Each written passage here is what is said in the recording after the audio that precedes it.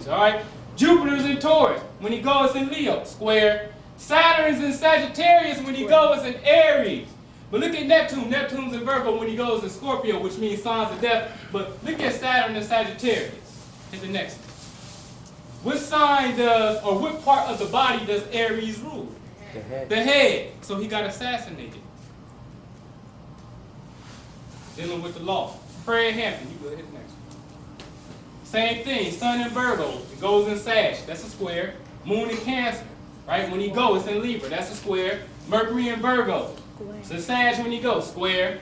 Venus in Cancer, when he goes in Scorpio, but it's a sign of death. But look at Mars in Libra. That's an oppositional placement because Mars belongs to the first house of Aries. So 6 signs later, it's over there in opposition, which is war. All right? Saturn's in Leo. That's an oppositional placement at birth because, again, Saturn is the home of the 11th house. So that alone would tell you at birth, watch out for law. See what I'm saying? The law, because Saturn represents law, the law will be in opposition to you. Look at the placement of it. Let's read the energy. Neptune's in Libra. When he goes in Scorpio, sign of death. Neptune in the sign of death. And this Pluto is in Leo, which is a square placement because Pluto is the home of the 8th house. That's a square. Hit the next one. Hit the next one. Goes real fast. Same pattern again. By now you get the rhythm. Sun in Leo. When he go Virgo, Mercury in Cancer. He had no squares at the top, but look at the Virgo popping up. 4 6s. But you still see the 666 because Mercury, Venus, and Mars is direct in order. That's order. So you get 666. Not only did you get 666 and Big and Pac together, and Pac by itself, you get it in Emmett Till also when you look at planetary law. The next one. Raising Kanye. Watch this. Raising Kanye, this is a book by his mother. But notice these squares. See, I'm talking about squares in astrology. And the master wears a square. But why the hell they got squares? And to raise somebody, you speak in a certain language, if you know what I'm talking about. All right? Hit the next one. Donda West, his mother, is a Cancer, right? The next one. She was born on 7/12/49. Cancer governs the chest, breast, elbows, and stomach. What did she have done to her? Breast reduction and a tummy tuck. So she was going against the divine law in which she was born. Ain't even got to dig no deeper. But watch this. Go ahead. Now watch this. This is the book. This is the album. This is the death of his mother. The book came out 5807. Kanye and Curtis 50 came out on 9/11, right? Now, the death of his mother was 11/10. Now, 5/8 to 9/11 is approximately 120 days. All right? 60 days from 9/11 to the death. So we get the mystic numbers of 120, 60, and 180. Hit the next one. And that's the synchronicity of 3, 6, and 9. Yes. Yes. Yes. And also, notice that since it's 180 days, remember 180 degrees is what? Opposition. So when the book came out 180 degrees later, boom, or opposition, she was hit with opposition and she died. And the next one. But watch this. 120 in Kabbalah means the time of the decree. His days shall be numbered. And it also means master. See, only a master can actually conduct this ceremony of raising. Only a master can raise you. All right? But 60 in Kabbalah means matters of the law in the Talmud. The law. But law is planetary law. All right? And 180, remember, in the sublime degree of astrology means opposition. And look at this. Hit the next one. What do you see? Let's just deal with symbolism. I see a damn white machine pushing out a brown or a black teddy bear. Now, you've seen him on TV with a teddy bear, so the teddy bear is him. All right? But look at the white machine. And what's this, a house? That's a damn White House. The White House is projecting him out in space, but yet he got the nerve to get on TV and talk about George Bush in the White House. Get the F out of here. Stop it. George Bush and them don't care about us, but they're the ones that's projecting him into this reality. In the reality that they're seeing. That statement made him more famous. Definitely, because he got raised. by sacrificing his mother, either unconsciously or consciously, but he did it on an astrological and kabbalistical contract. Because he don't understand the math of your name. Like Rashid said, you don't understand your name, you done. You done. Allah got 99, you got 99, you better flip them. Come to the Hebrew to 72, you better flip them. Because if I can pinpoint your frequency and know where you vibing, I'm a jam. I'm gonna jam, guaranteed. Hit the next one. The Graduations, which is his album. The first week it sold 957,000, and Curtis' first week it also sold 691,000. Listen to this. It marked only the second time ever since the Nielsen SoundScan began collecting data in '91. All right, that 2 albums sold more than 600,000. This event actually occurred for the first time in '91 when Guns N' Roses released "Use Your Illusion." Huh? Use Your Illusion, and then when they released "Use Your Illusion 2." So the first week sales totals of Graduation and Curtis have outsold the first week sales totals of Guns N' Roses 2 albums. 2 albums. Now, like they said, they started SoundScan. So what they want to be out there is what they will put out there. But 2 albums is symbolic for the 2 numbers. The 2 numbers is what? 1991. And that's 9/11. Stop playing. 1991. You're dealing with the multiple of 2, the variables of 2 numbers. All right? So what they say in all reality, 9/11 is an illusion. Not that illusion that it didn't happen, but it was a spiritual sacrifice that was happening, and like Rashid would say, certain portals have now opened up. Hit the next one. Remember, 60 is the Talmud. Now look at this. The Graduation running time, the length of the CD was 51 minutes and 17 seconds. 51, right? 5 and 1 is 6. 1 and 7 is 8. 6 and 8 is 14. 14 is what? Rashid taught y'all this. I showed y'all. 14 is the Star of David, the beloved one. So his number of his album is actually 14. Go ahead. So again, understand that Neptune in the 12th house. Go ahead. This is called the Temple of Learning. This is actually, you get the next one, the Thomas Jefferson building at the Library of Congress. And remember, Thomas Jefferson had a Holy Quran. Remember that? That congressman that sworn in, I think he was from Maryland or maybe the DC area, he came in on the Quran, and the head of the library had to go through a secret tunnel with the Holy Quran because it was so old. What the hell is the 3rd president of the United States doing with the Holy Quran? So ask that question. See, I'm going to touch on some features. Go ahead, here's the next one. All right, the Temple of Learning inside of this is dedicated to Minerva, which is the Roman god of harmony, peace, health, which actually is the same thing as Virgo. So they say they got over 24 monuments dedicated to her when you step into the Thomas Jefferson Library. At the next one. But before you go there, outside of the library, you will come to this fountain. And this is her uncle. Minerva's uncle is Neptune. So before you go into a library to go read some books, symbolically they're putting planetary energy that is guarding something. They got that same symbol on Grand Army Plaza, right in front of the library. Or libraries. So you got to understand Neptune. It's no coincidence. Everything is a mathematical and astronomical, and when you get deep into it, a kabbalistical sequence. Is there a park around there? Is there a park with green and grass? I don't know. For sure. Go ahead, the next one. All right, and look at Honest Abe Lincoln, right? I'm not going to even get into this. We're just going to focus on the red. His Mercury's in Pisces. That's a square because Mercury is the house of Gemini. 3 and 12 is a square. It's that horrible square. Jupiter in Pisces. That's a square because Jupiter belongs in the 9th house of Sagittarius. All right. Uranus in Scorpio. That's a square because Uranus belongs in Aquarius, not in the 8th house. All right. Neptune's in Sagittarius. We've seen that before. That's a square. But look at Pluto. Pluto's in Pisces. If you look at the square of Pisces alone, 1, 2, 3, 3 squares, right? 12, because we're dealing with the 12th sign, the 12th house. 12 is 1 times 2 is 2. Take the 12 and divide it by 2, and what you come up with? You come up with 6. So you get a 6 3 times dealing with Pisces. Thus you get the mysterious number again, the 666. By understanding your number, I'm a jam. What's your social?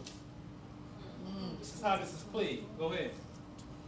Remember, Neptune and Aries. Aries rules the head. There's that pattern again. Bam! Secret enemies. Blow your brains out. This is serious. Get the next one. The great debaters. It got hype. You really know what the great debaters was really talking about. Hit the next one.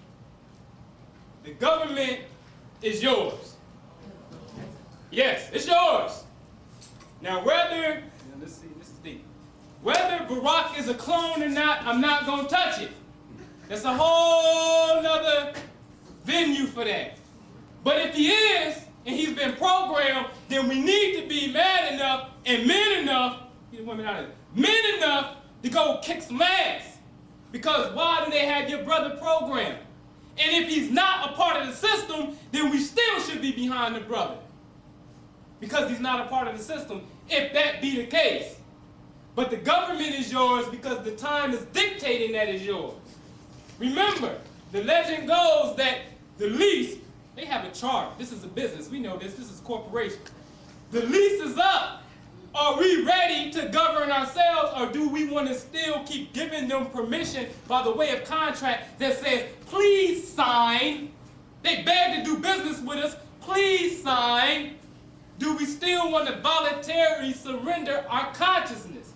The government is yours. The next one. Now, to understand government, in all actuality, is to understand Moorish Judaic law. You have to understand Moorish Judaic law, but the only way, again, that you can rise people is you got to hit them with the lion's grip. Go ahead. Take. Genetic. Everybody hyped because it's a black woman putting out this historical debate that took place, right? Garbage. The movie wasn't garbage. It's probably one of my favorite movies because the movie is all, in all actuality, talking about the sovereignty of your mind. What did Denzel tell the brother when the brother challenged him? Willie Lynch. Right? Told him about the Willie Lynch, and then he said, him and every professor on this campus is here to help you find, take back, and keep your ever righteous mind because obviously you have lost it. Somebody took it from you. The whole issue of the great debate is coming up now with Hillary and Obama, and it's really synchronistically really talking about you and your sovereignty. Take it or leave it. Hit the next one. It was not Oprah. The movie come out, we thought it was Harpo Films, but then you do the research on who really put it out and who distributed it, the Weinstein Company. Wait, hold on. That's what they call themselves, the Weinstein Company, TWC, 3 lights, 3 triangles. Stop playing, man. That's World Trade Center. Don't play with me. That's World Trade Center. The Weinstein Company, that is a code. That is a code. TWC is the name of their company, but it says the same initial as WTC. So therefore, if I do TWC Kabbalistically, I'm going to get the same numerical value as WTC. Therefore, you have the lights like now when the buildings is gone, what do? They give you the lights. See what I'm saying? This is astronomical Kabbalistic law.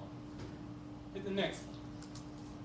To understand the Weinsteins, which are Jews, obviously Weinstein, you're going to have to come through here, and then you definitely going to have to come through here. Enter this portal.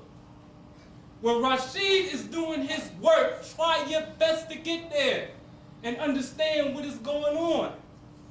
Hit the next one. Winfrey. Kabbalistically, when you break it down, the numerical value is 356, right?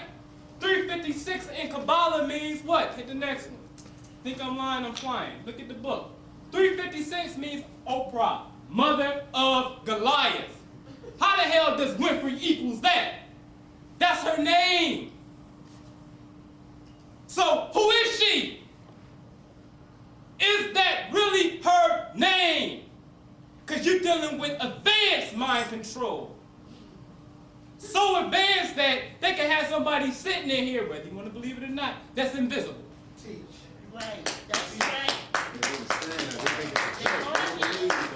I hear you. That's real. Seriously. Super real. Seriously. Who is she? What have they done with her? Because they got her now by Kabbalistic contract. They have her. Hit the next one. In the story of the Bible, what happened to Goliath? David slew him, right? 3, 5, 6. 3 and 5 is 8. 8 and 6 is 14. That's David. David slew Goliath. What are you telling me? You're going to kill Barak? Who is Barak? Because Barak has a metaphysical meaning in Islam. Yes. And I'm not going to touch it right now. Not going to touch it. Just like Rashid said, some of this you can't put on camera. All right? Watch the stars. Understand planetary law. Hit the next one. Does the United States use more science? Yes. All right. George Washington. Rolling with a brother with a fez on his head. Not a fez, a turban. He is about to cross the Delaware, right? That's Trenton over there. But notice the red flag. What the hell is the all red flag doing in Trenton already? Why are there battleships in the background flying the all red flag? See, this red fez, it's yours. Teach. It's more than just a tall hat with a ball swinging around. It's yours. All right, go ahead. Hit the next one. There it is right there, the United States Senate. That's the seal of the Senate. There's your fez. There it is. It's yours. Hit the next one. What's this? Department of the Army, 1775, George Washington. There's your fez, but look at the top of it. This will defend. That's right. That's why the government is yours. Defend what? Defend this? Defend the Moorish principles? When you're ready? When you wake up? Please, Mr. Farrakhan, call us back to D.C. Please! And the only thing you gotta say is, damn it, we ain't leaving. We will not leave. You seen what happened last time they got out of town. Understand this. They cannot and will not kill you wholesale. They have to graft you. It has to be a slow process. Because to kill you wholesale will destroy the very structure which holds up the entire universe. And that is your fault. It's that deep. They say it's a bunch of baloney. Well, why ain't they did it? You know he your enemy? If he could, he would. He cannot kill you wholesale like that. He has to do the Yaqub principle. He has to. You got to kill the fake. That's right. And make you think you died. Exactly. Hit the next one. There's your feds. 33rd degree. Ford, the president, right? J. Edgar Hoover, right? There's your feds. But what is the symbology of that feds? Get past the 300 degrees of wisdom and all that. Talking about why your enemy wearing. Hit the next one. Because we talking about birth control. The sword is suspended above the black woman's head. You see that picture's distorted, but that's a black woman. Why is the sword over the black woman? We know brothers being locked up. We know the war is on us. But it first must be a contract, a mental contract with your woman first. Let me tell you something. One of the baddest Moorish brothers, and y'all know him, but I'm not going to say his name. I asked him, I said, brother, do you have a birth certificate for your daughter? Because I wanted to know. He said, yes. It hurt me so bad because y'all know the brother. The brother is so profound at what he does, but his woman, his wife, at this particular time, she just didn't even have the strength enough or didn't have the knowledge enough. I don't see how she didn't have that because she with him. You know, that she made a conscious decision to sign their baby over, their daughter over. What is in it, and really think about when you give birth, that they present you with a piece of paper and you sign that. That has to stop. But that's what the sword is all about. It is coming after the woman. Hit Hit the next one. Because once they put the sword over your head over the Shriners Hospital, deal with children, right? Once you come out with the birth certificate, the Shriner now has your baby. Teach. The system now has your baby. Those who say we study and we govern the world, let me tell you something about this organization. It is the largest non-profit organization there is on the planet. It is way bigger than the Red Cross. Nobody brings more money in than these dudes here. That's wearing the feds, that's acting like they Moors behind closed doors. And it all depends on the children. Whose children? Your children, black woman. That's why the sword is above your head. Who are you? What is your ancient customs and ancient practices? We got to get back to that. Get the next one. You can go to the website, travel.state.gov, and actually this is the Department of State website.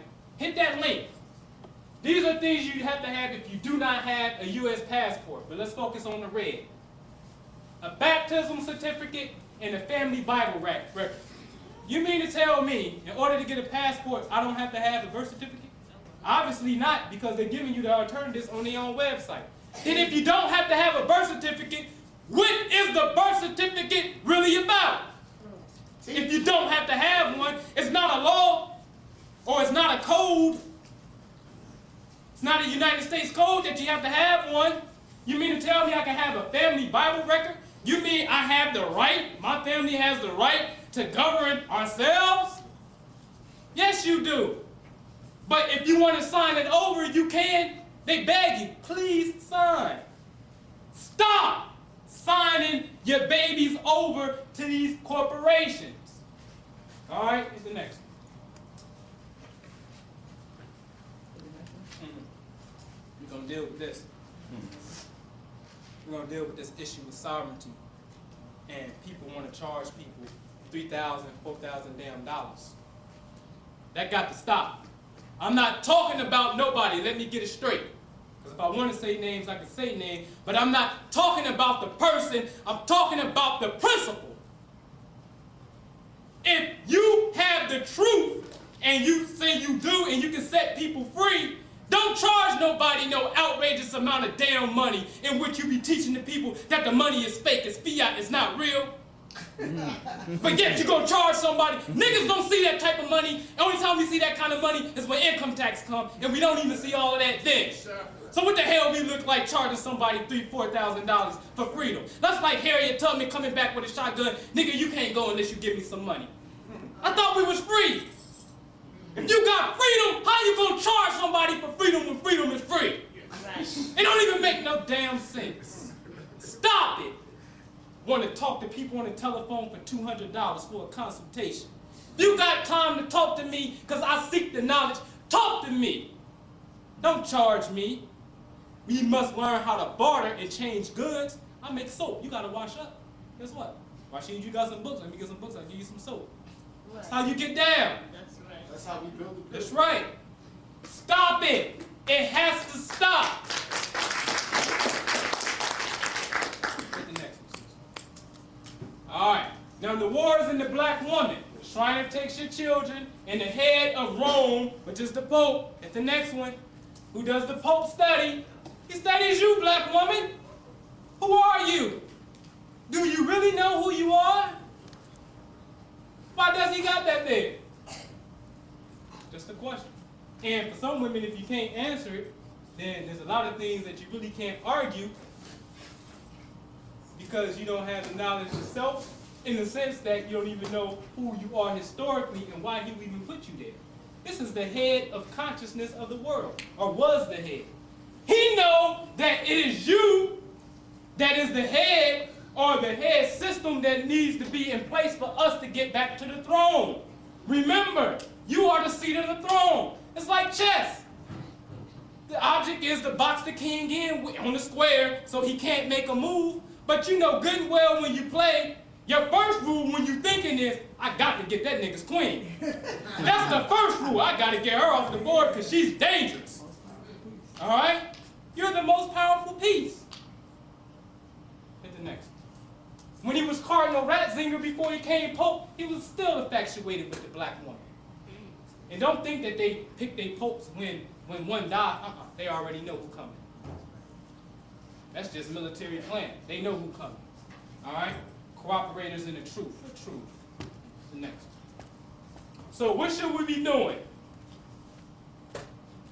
Men need to become men. Rank up like soldiers. Don't be afraid to be men and get out here and get on the front line. And do what is necessary to do. I'm not saying we all do the exact same thing. That's military stupid. That's stupidity. But we need to become men and step back up in the forefront and give our people the lost knowledge of themselves. And do some hard work. We're going to face some serious opposition. But understand that it's in our favor because it was written.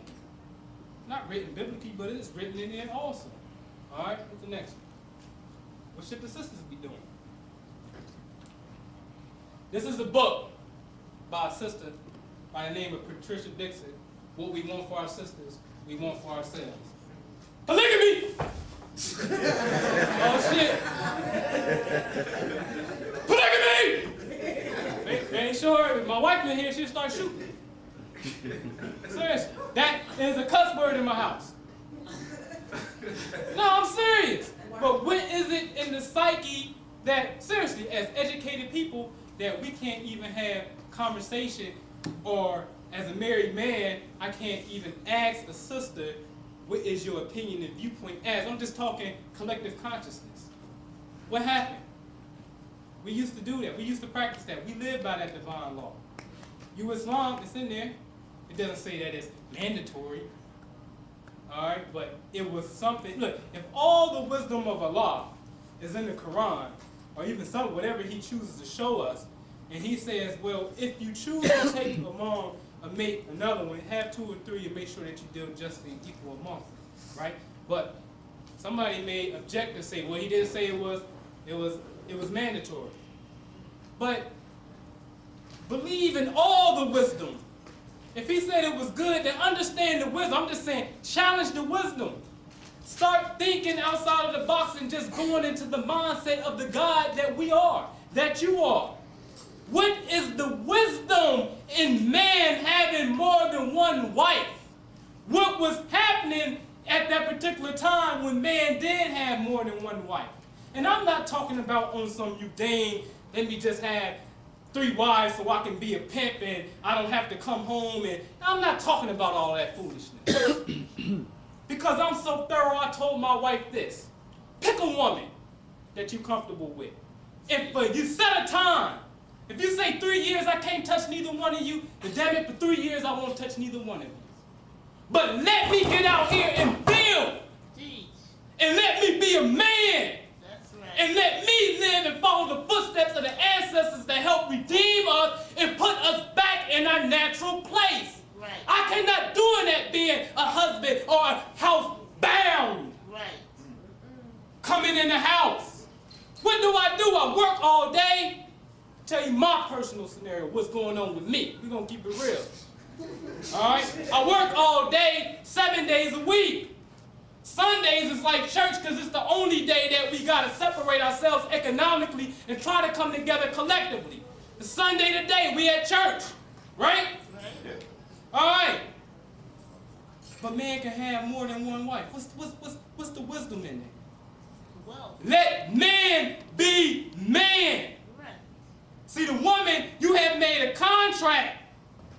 Call it what you want to.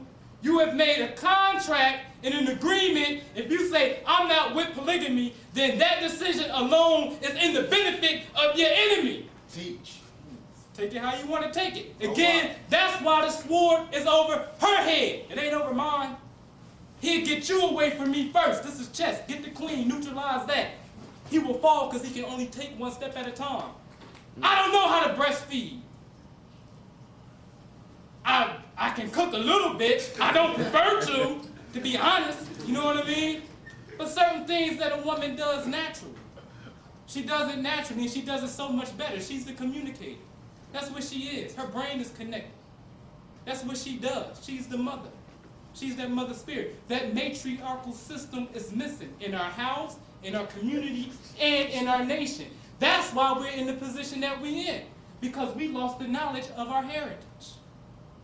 Point blank and simple. I'm not saying go out and do it, I advocate it, but at least study it. Don't be afraid to study the principles. That's Islam. That's the law. When you get into it, study nature. What do the male lion do? By nature, he's a protector. He's a defender. He's polygamous. He ain't gonna let nothing come into that territory that's not supposed to be there. It's just like now at home. They send me false communication. You be at home, and this is stuff. You be at home chilling. You get some mail, certified mail. Damn, I ain't expecting nobody to send me some mail. What the hell I gotta sign something for?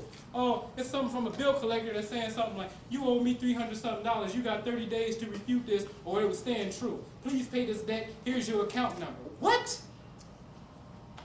You at home chilling and you got people that's harassing you who you don't even have a contract with in the first place because they're a third-party collector. But that's what we live with. But, see, the remedy is inside of yourself. Because on the bill collecting issue, I showed my wife, because it happened to her, back up. If you show me where I had allowed you to be a third-party collector and a servicer to this day, if you can't produce that contract, you're now making a fraudulent claim. And guess what? That's against the law. You got 30 days to respond to that and show me a contract. In 30 days, they sent the letter, I should have brung it. Thank you for your above inquiry about the account. Please be advised that this account is now closed. That's how they do it. It's all in the mind.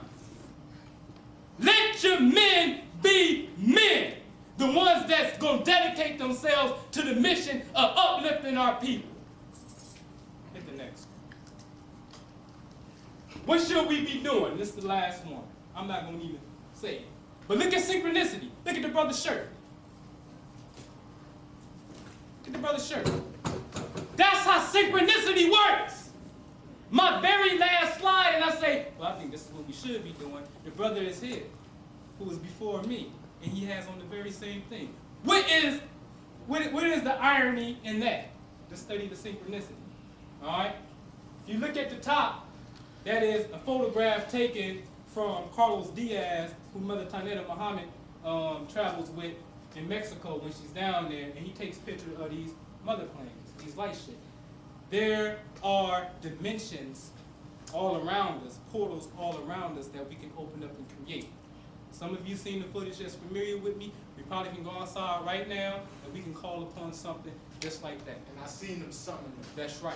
With no I seen problem. them bring the ancestors. No I got problem. footage. I got footage that shows extraterrestrials in Haiti, and they showed the Right. geometric construct which brought it into existence, Right. and they have a what is that? A crop circle for it. It is all related to us in our consciousness. That's it. So with no more time, let's let Brother Rashid get up here for his dynamic lecture so we can get some more spiritual food. I thank you for allowing me. Women, allow your men to be men. Men, step up to the plate.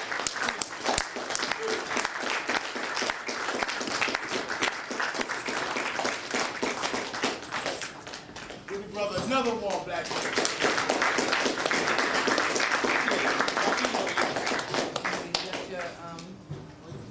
Oh, man, yeah, go ahead, brother. Okay, yeah, that folder right there say A. Rashid You know me? on the right side. Brother says some dynamic stuff that you definitely hear me reiterate. I bought my some transparencies because I never know. I don't depend on just the computer because I know the computer could turn off or do what it want to do. They could put something in your computer, not just a bug. You know, it's a ghost in the machine. Yeah. You laugh. It's entities in the computers Computers. that live there. Yeah. It's deeper than the virus. There's a book that talks about that. Like beings that live there. Now I want to show you something. Sprites, that's what they call them. And I'm going to dovetail. You know what today is, right? Biggie. What's today? Biggie. March 9th. That's right. day they took Biggie from us. So we're gonna listen just a little bit until I get this stuff. A bag and do anything they want. Do you see how when you play fighting with somebody, they make you think it's a joke, right? They might really have a thing with you, but they make it seem like a joke, and then they make it seem like you doing something, right? And then they come out of bag with something that you never thought that they would do, right? But in order for them to get you to that point, what they got to do is they have to use a bunch of memory engrams that they supplant within your psyche through the use of ritual. So something can naturally disoccur. Now, I'm not saying that Heath Ledger just naturally died. I'm quite certain and quite sure that that was a high-level, high-end assassination. Who ever heard of insurance policies? You know that, you remember the old films from the 50s and the 60s, it's always about the woman, she flip on her man and she said, she find another guy, and she said, you know what, this jackass got a life insurance policy on him, help me knock him down and we'll just cash him, right? Then the story unfolds, right? This happened the day before Heath Ledger died. Now, when I saw the newspaper, I'm going to show you the front too. When I saw the newspaper, I said to myself, I said, the Patriots is going to beat the Giants, right? I was wrong. I said, the Patriots is going to beat the Giants because now the Patriot Act has to win. I associated it like that. Richard and them was saying, nah, you're wrong. The Giants is the Titans. The Giants is us, right? I said, wow. What it gives to me is your point of perception and perspective. It distinguishes and defines the outcome of the experiment. I can create an experiment in this room without you observing it, but if I bring you in and you observe it, my findings will be different. Because your observation alters the outcome of any event. Seeing is believing. See? See? Seeing is believing. Now, this is some heavy. You remember in the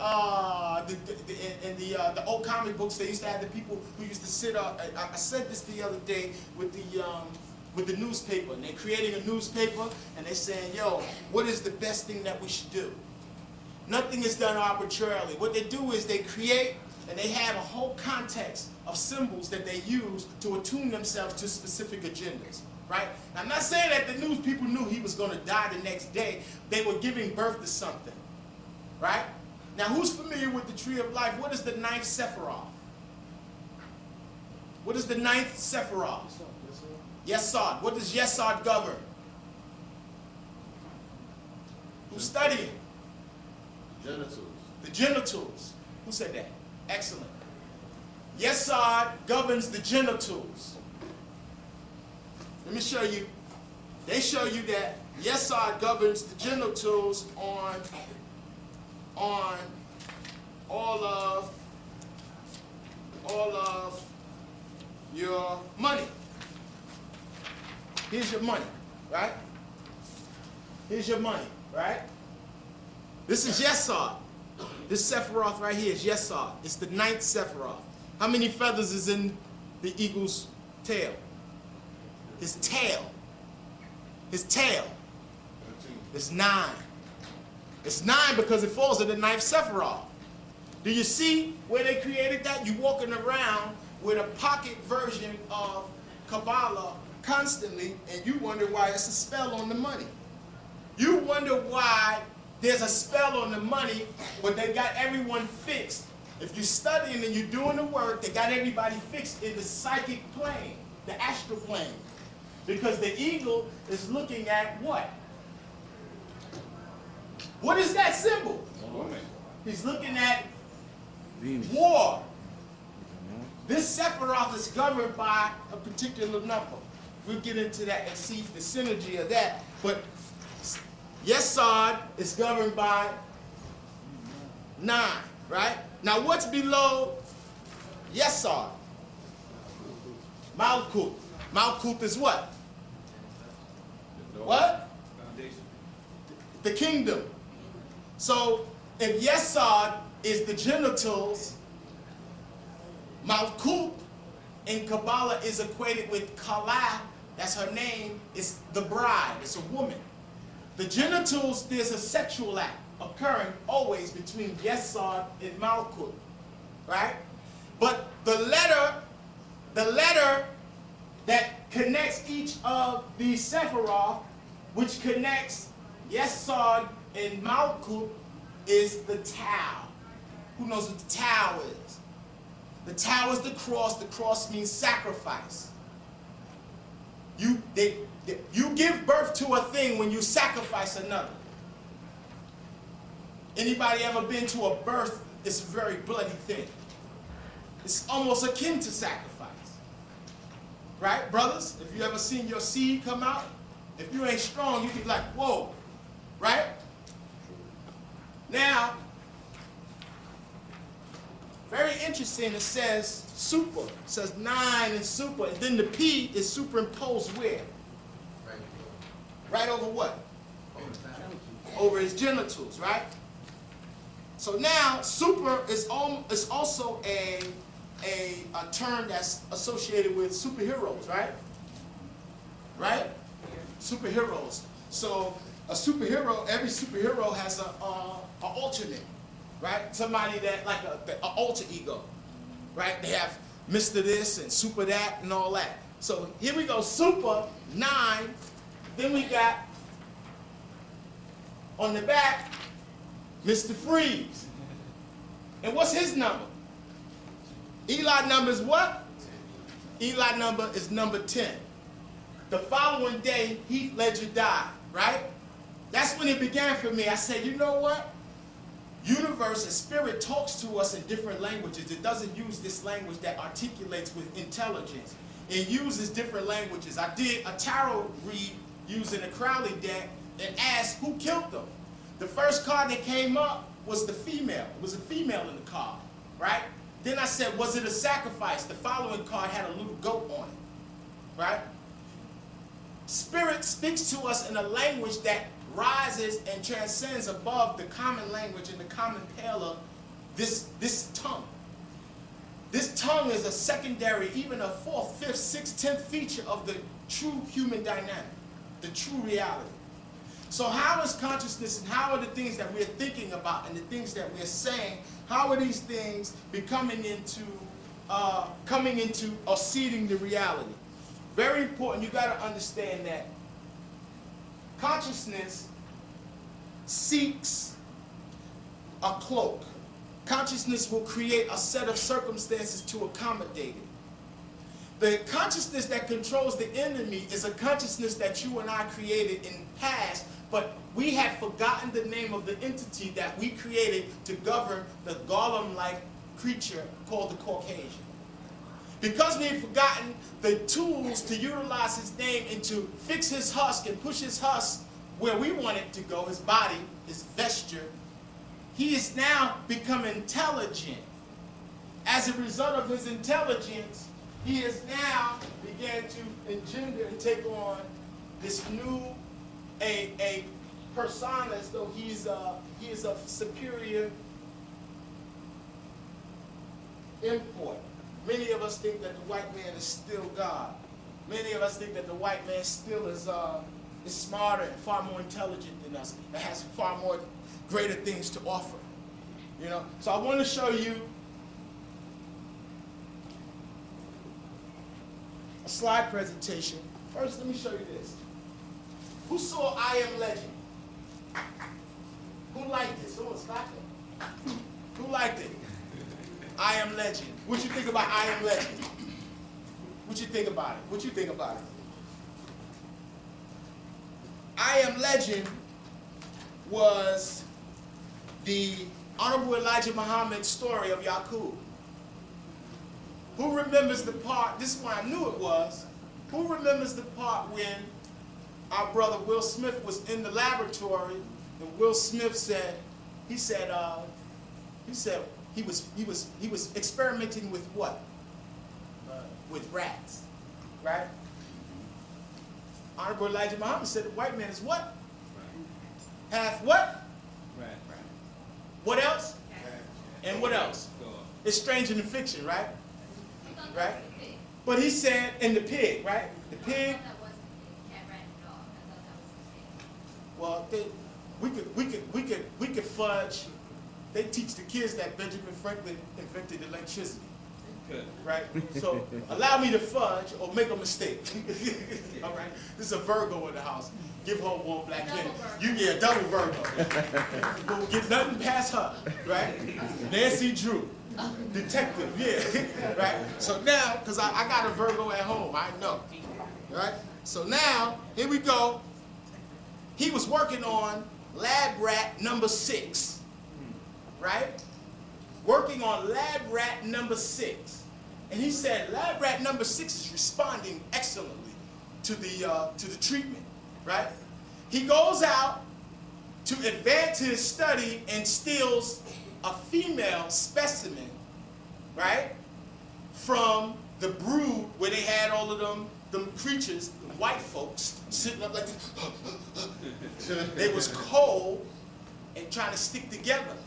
And the breathing indicates it's like an animalistic type of thing. What was keeping their bodies going was the disease that they created, the one that cured the cancer.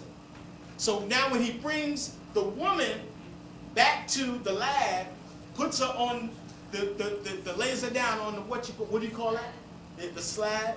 Okay, you should sit right here. Right? When he put her on the slab, he injects her with number 6 stuff, with the stuff from number 6, she dies, right? He brings her back to life by injecting her back with the poison and then puts her on ice, right? What did we do when we created the devil? We exiled him to where? To the cold, right? So now what happens is her man comes to rescue her. That's what the whole movie was about. It was about him going to get the broad back from Will Smith.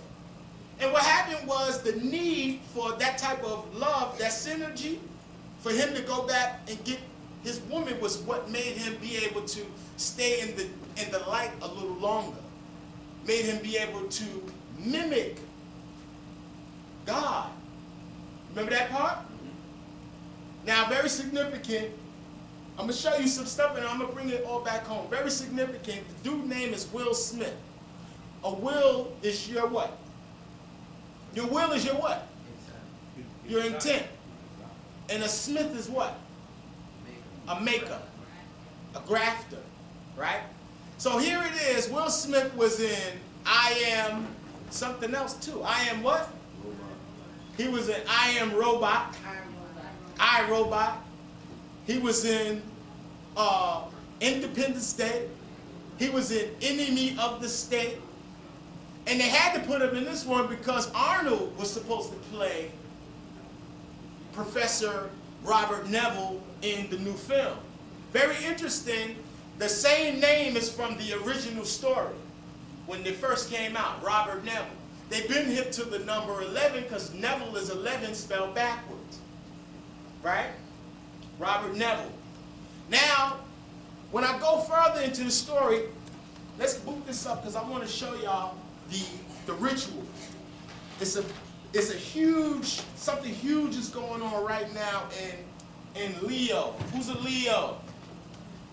You're being opposed in Aquarius by 6 planets right now. So it's a big, huge lag on Leo right now. Right? Look, synchronicity, a Leo coming to do it. Right? Now, something very significant about Leo. Leo is all through the Bible and everything in the form of the Megan David in the form of Judah, right? How do you spell Judah?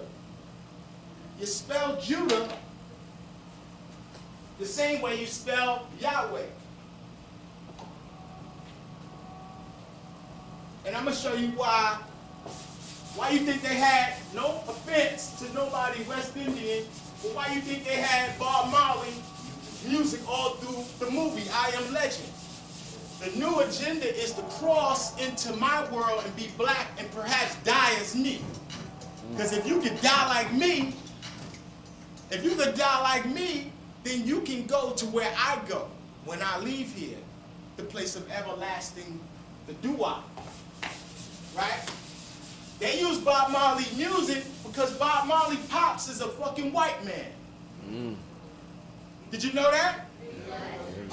Bob Marley father is a white man. I'm going to show you Bob Marley first cousins.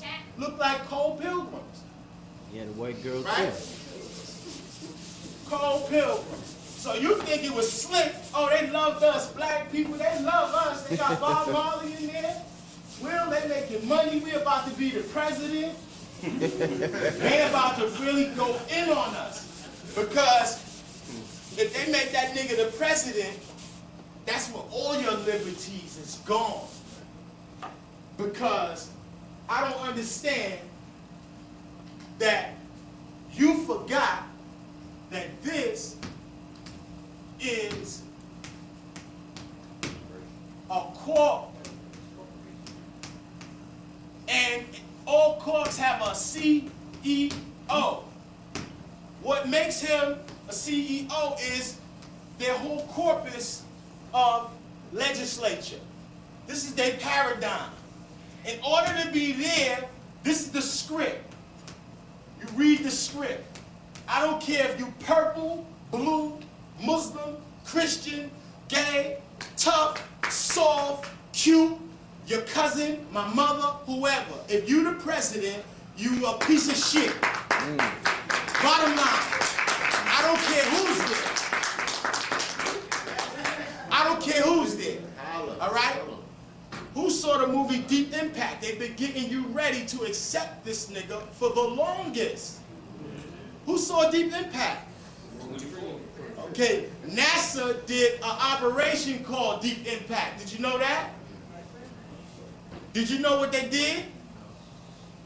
Deep Impact, they shot a comet with a 770 pound. What's 770? 770 is Oz. 770 is one of those gods that they use to control this whole paradigm. Oz's name is hidden in Freemasonry as Boaz. In Oz. The B means in Oz. Both pillars, Yakin and Boaz, and the name of the director for the film Fresh. Who seen Fresh? About the little black brother. The name of the director is Boaz Yakin. Did you know that? Anybody ever question that? So now, what was we talking about? Okay, no, so now check it out. In Deep Impact, who was the name of the president? What was the president's name? That's his real incognito name. I'm talking about what was the character name. The character name was Tom Beck, right? That was the writer kicking us in the ass, calling you, your black president, a fucking Tom, right? Right? Come on, it's not that hard, right? And then what does Beck mean? Because Beck is what? Beck is the root of what? Beck. Beck in. When you beckon something, you say what? You entreat with, but beckon, look at the definition, it has a special emphasis on the use of language, with the great use of language. Right, you're calling it forth. So what they're saying is, Tom Beck.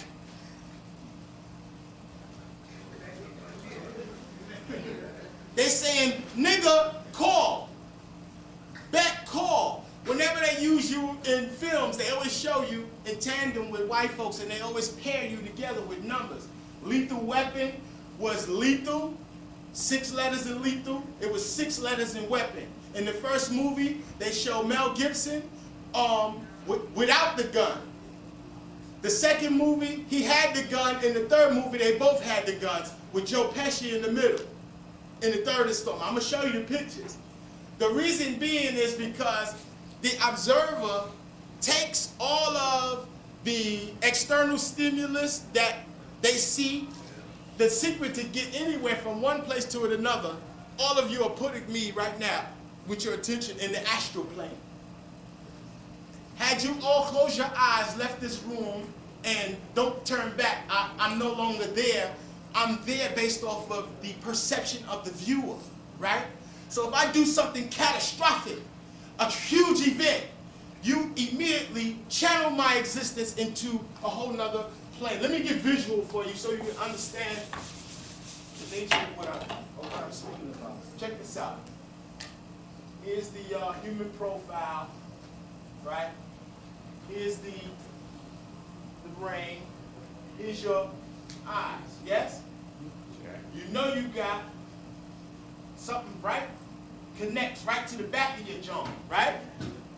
Now, when you look and you view something, say you see this, immediately it goes to your visual cortex, but it doesn't get lodged just here.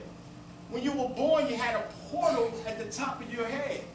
It began to close when the sutures got close and tight enough together, but the sutures are channels for electromagnetic energy. They run and course all through the brain and the top of the head. Reverend Valentine talked about how the Orientals, their level of mind control, they go even deeper. They start doing cranial shift and cranial manipulation, actually affecting the shape of the skull. Even in the Hindus, they know if you do a certain level of meditation so well that they can inhale and squeeze their stomach so far in that they can almost touch their spines.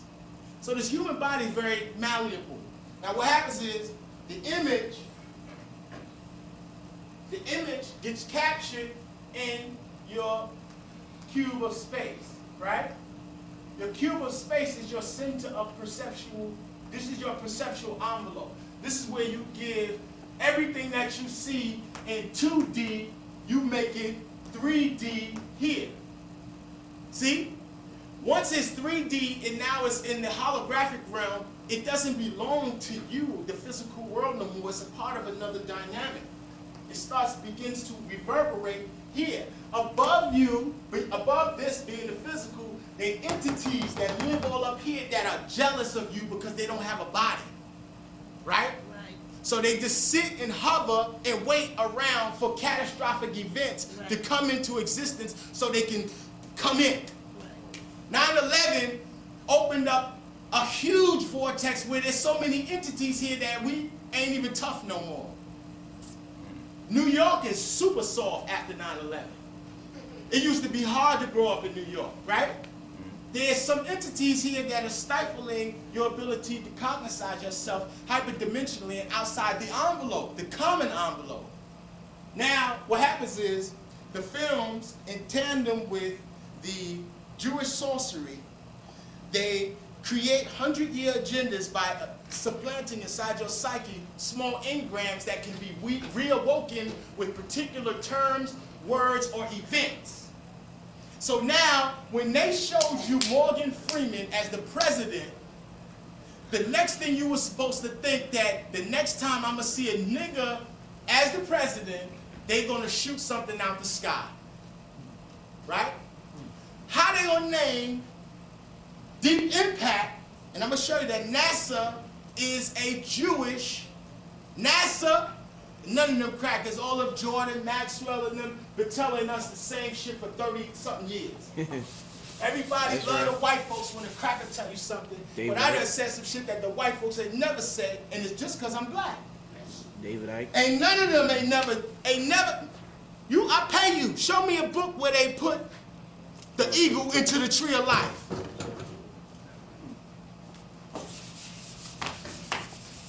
I'm going to show you NASA right now. They're going to come get me for this. Hold up. Don't pull it down yet. Press the stop button. Yahweh is what? Yahweh is what? Yah, he, Val, he. Right? Right? when you see any terms that use a tandem of letters twice, like this, see how it says Yod-He, Vav-He. When they write NASA, NASA's what? N-A-S-A, right? In Hebrew, it's really like this, with a he at the end, and nasa means to project, to send, to go. Now, when we transfer, and numbers is the supreme science. All things can be checked and validated, reintegrated into any, in the organic scheme. Anything that deals with the number 6 is the master number of matter. Your psyche can transcend matter, so psyche occupies 7, 8, 9, and all those other dimensions or numerics beyond it. 6 is a canopy, though, for organic mass. It's geometry. Beyond the geometry, consciousness lives within the envelope of geometry. Consciousness has the ability to change its geometry and transcend it and go out of it based off the change of its behavior and its interface with light. So now here we have NASA. Let's put and restore our Kabbalistic numeric equivalencies to each letter. If you've been studying what's the sound for N in the Hebrew? Nun. What does Nun equal? 50. Right? 50. 50 is the Nun. Also, that's the N form, that's the Sofi. You can also, 5 letters also have dual numbers. They also have an N form number. However, Kabbalists, those of you who are using your encyclopedia to really do stuff, my joint is well used. You're going to find numbers in here that don't have no words next to them. That's why you need a strongest concordance. And then you need to learn the Kabbalah of 9 chambers. It's called Akbeka. When you learn Akbeka, you can take any number and create a Hebrew word out of it. You could say the number of your building and have a representation of it in Hebrew, and then use the Hebrew name as a representation for the number. See? So now, here we go. The Nun is 50. The A is what? Aleph. Aleph would be what? 1, right? What is the S? Nope. The S ain't the sheen, it's the samik. 2 S's. The samik. What does the samik equal? It equals 60. Here's the aleph again, right? Here's the aleph again, right? Yeah. Aleph equals the 1. Now, here we go with, you see me, Rich? Yeah. Okay. Here we go with Yod, He, Val, right? He. Now let's put NASA on it and add it up. Now let's spell the NASA this way. Because Hebrew go this way, don't it? N-A-S-A with our new restoration. 50, right? 161, right? 1 plus 5 is what? 60 plus 6 is what? 1 plus 5 is what? Do the math. 50 plus 10 is what? So why is NASA encrypting their name in the number 6? A series of 6s. Why? Because the very first word in the Torah is 6 letters. The very first chapter in the Torah equals 28. What's the relationship between 28 and 6?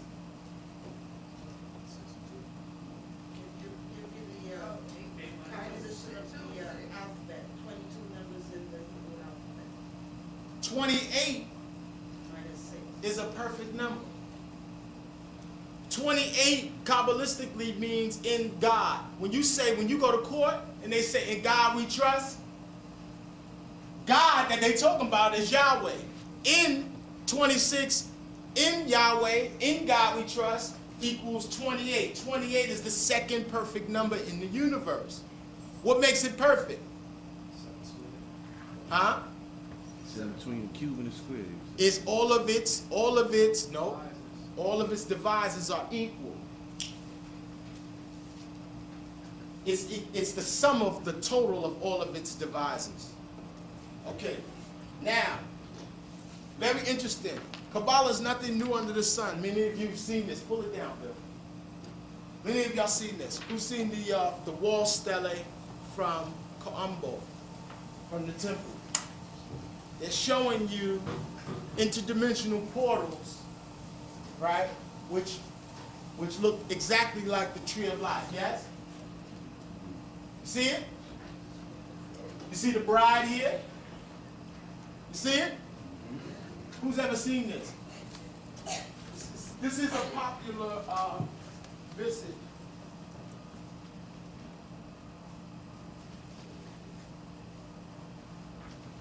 Now,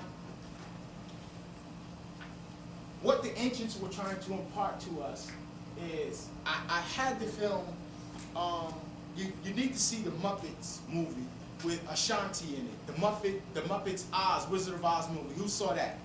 I wanted to open up showing that. You saw it. We saw it together. He put me on. My cousin told me about it. In the movie, Ashanti opens up and says that, I want to get out of Kansas. I want to go out of here. She's talking to Queen Latifah and the other brother. Said, I want to get out of here. I want to go to Hollywood, right? Hollywood is the land of Oz in the film. She says, I want to go learn Kabbalah. How many of y'all are teaching your kids Kabbalah? Raise your hand. How many of y'all are actively teaching your kids Kabbalah? Okay, well, what's her name? Disney is teaching your kids Kabbalah. Via Ashanti. They're supplanting into the psyche of the child that Kabbalah is a significant system of spirituality, but they use blinds to keep you constantly away from the truth. They always come out with the real story, but always hide it in the blind. So now, let me show you something in this movie. Where is it at? Who saw the Simpsons? Who saw the Simpsons? That shit was deep. This was super deep. This shit was on the level with the Matrix. You laugh. Super deep. In the beginning of the movie, they show you something very interesting. Put this on. How we load this up? Where's the joint at? Where's the other one? Daniel? There you come. Get the bag that got the DVD player in it. It's right out there. What's this in? In the Simpsons movie,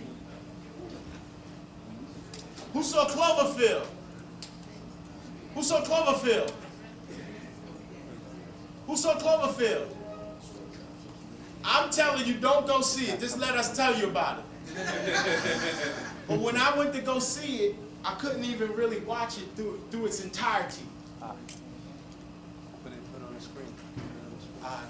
I couldn't watch it in its entirety because in the last 20 minutes I had to cover my eyes because they filmed it with a digital camera, not on the tripod, and the guy's walking around the whole movie.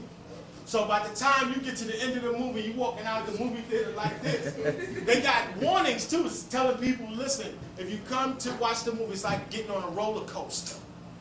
Okay? When I came out the movie, the following day, through the whole movie, they got sirens and everything blaring all through the movie.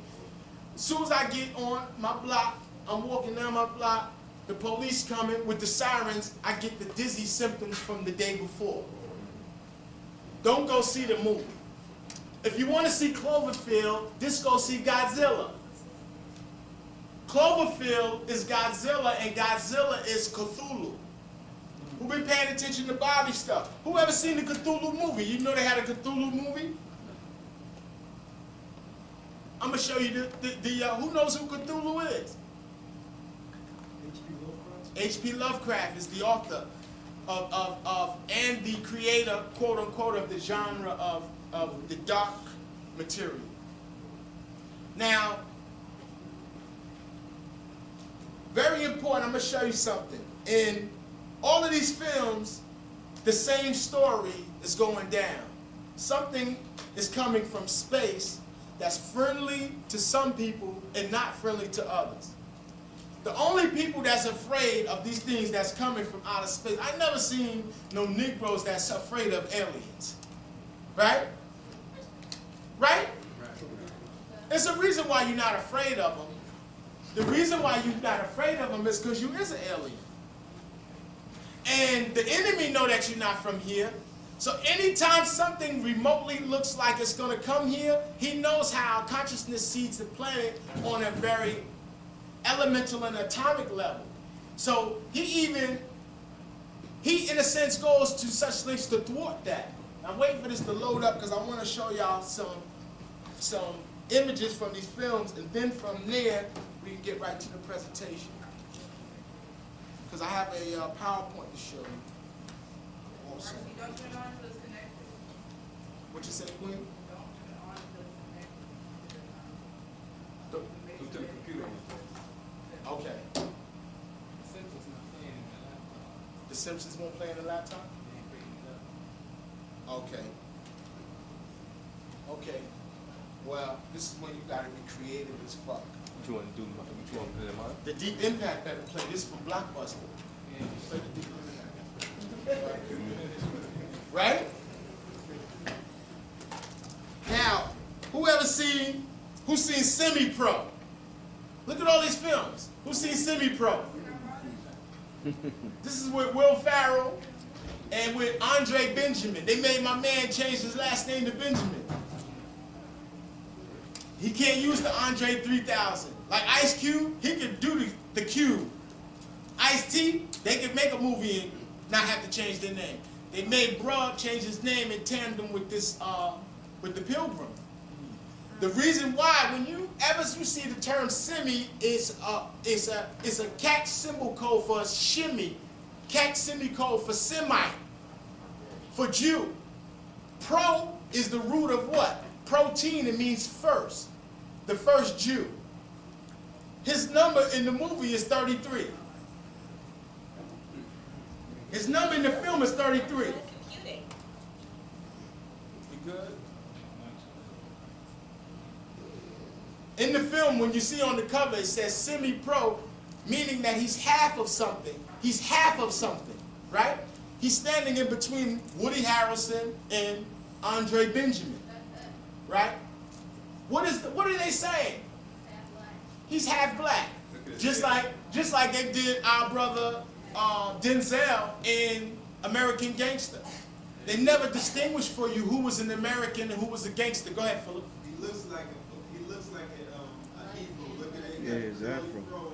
Exactly. And then he got pork chops too. The joints. Exactly. Yeah, the chops is probably the little fake, the little mutton chops. That's what they call them. Now, they've been telling us that the whole story is Jewish for the longest. Even the Dukes of Hazzard was Jewish. The whole Star Wars trilogy is Jewish. But when they say Jewish, they're not talking about Eastern Parkway. They ain't talking about Tel Aviv. They're talking about you.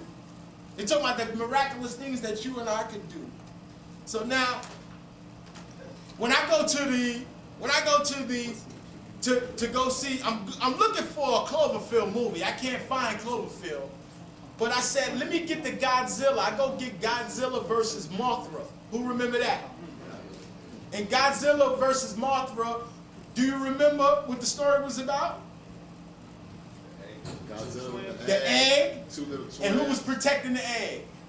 It was The twins. The two twins. Who said their name is Cosmos. Who said that they're here to protect the human evolution. And then NASA is in the movie. What the fuck is NASA doing over there? Right? The idea is to continuously put images. Now, check this out. Here we go.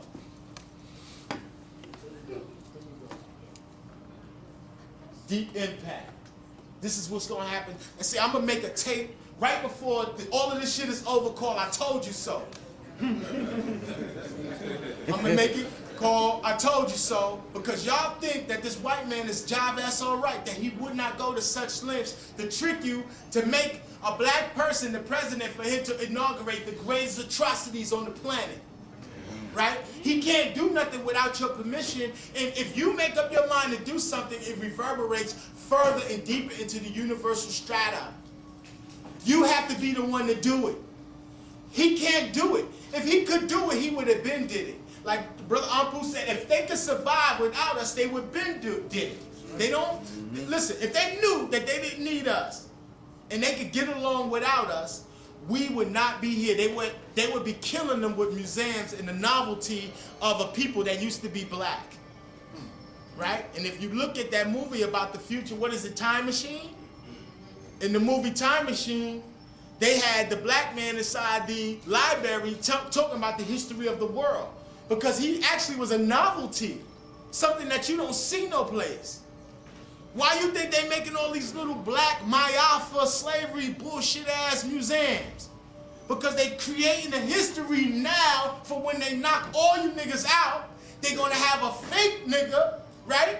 Who's gonna be talking about your whole experience was a slavery thing to now. A great mighty people who survived the ills of slavery. They're gonna take all of this indigenous blood that was born on this soil, the best part of the planet Earth, as the Honorable Elijah Muhammad said, put you all on a train and take you to Auschwitz, right? While they replace the new niggas with the new nigga class of commercial workers. They're gonna bring them from Africa and from Mexico. Hello? They're already reworking you out of history. A brother told me one time when I was away, he said, listen, he said, you're doing all this writing, keep in mind that if you're writing something, always make certain that you write something that if we were all eradicated, the people in the future can pick up the book and see what great things we were doing. Let's take another picture. You gotta be out of your mind, all that in a bag of chips. We got all these books. All that in a bag of chips. Bloody money. Whole money. Nigga better have my money. All these books. So if the catastrophe go down, the tapes might melt. They're gonna pick up the book and they're gonna open the book and they're gonna say, yo, this is what the black people were doing? Well, who the hell made the pyramids? Let me go to a National Geographic and they're gonna have a pilgrim there. Right? Now look at this. Now they call this comet in there. One of the names of the comet is, damn, how I can fast forward it, G? Okay, because I want to go to the next joint. How you doing? That's the scene selection right there. Trying to struck today as a charter aircraft carrying an army returning from duty in Japan. Crashed this morning into the water. Who saw? I was with the secretary since he's been governor of Connecticut. Who saw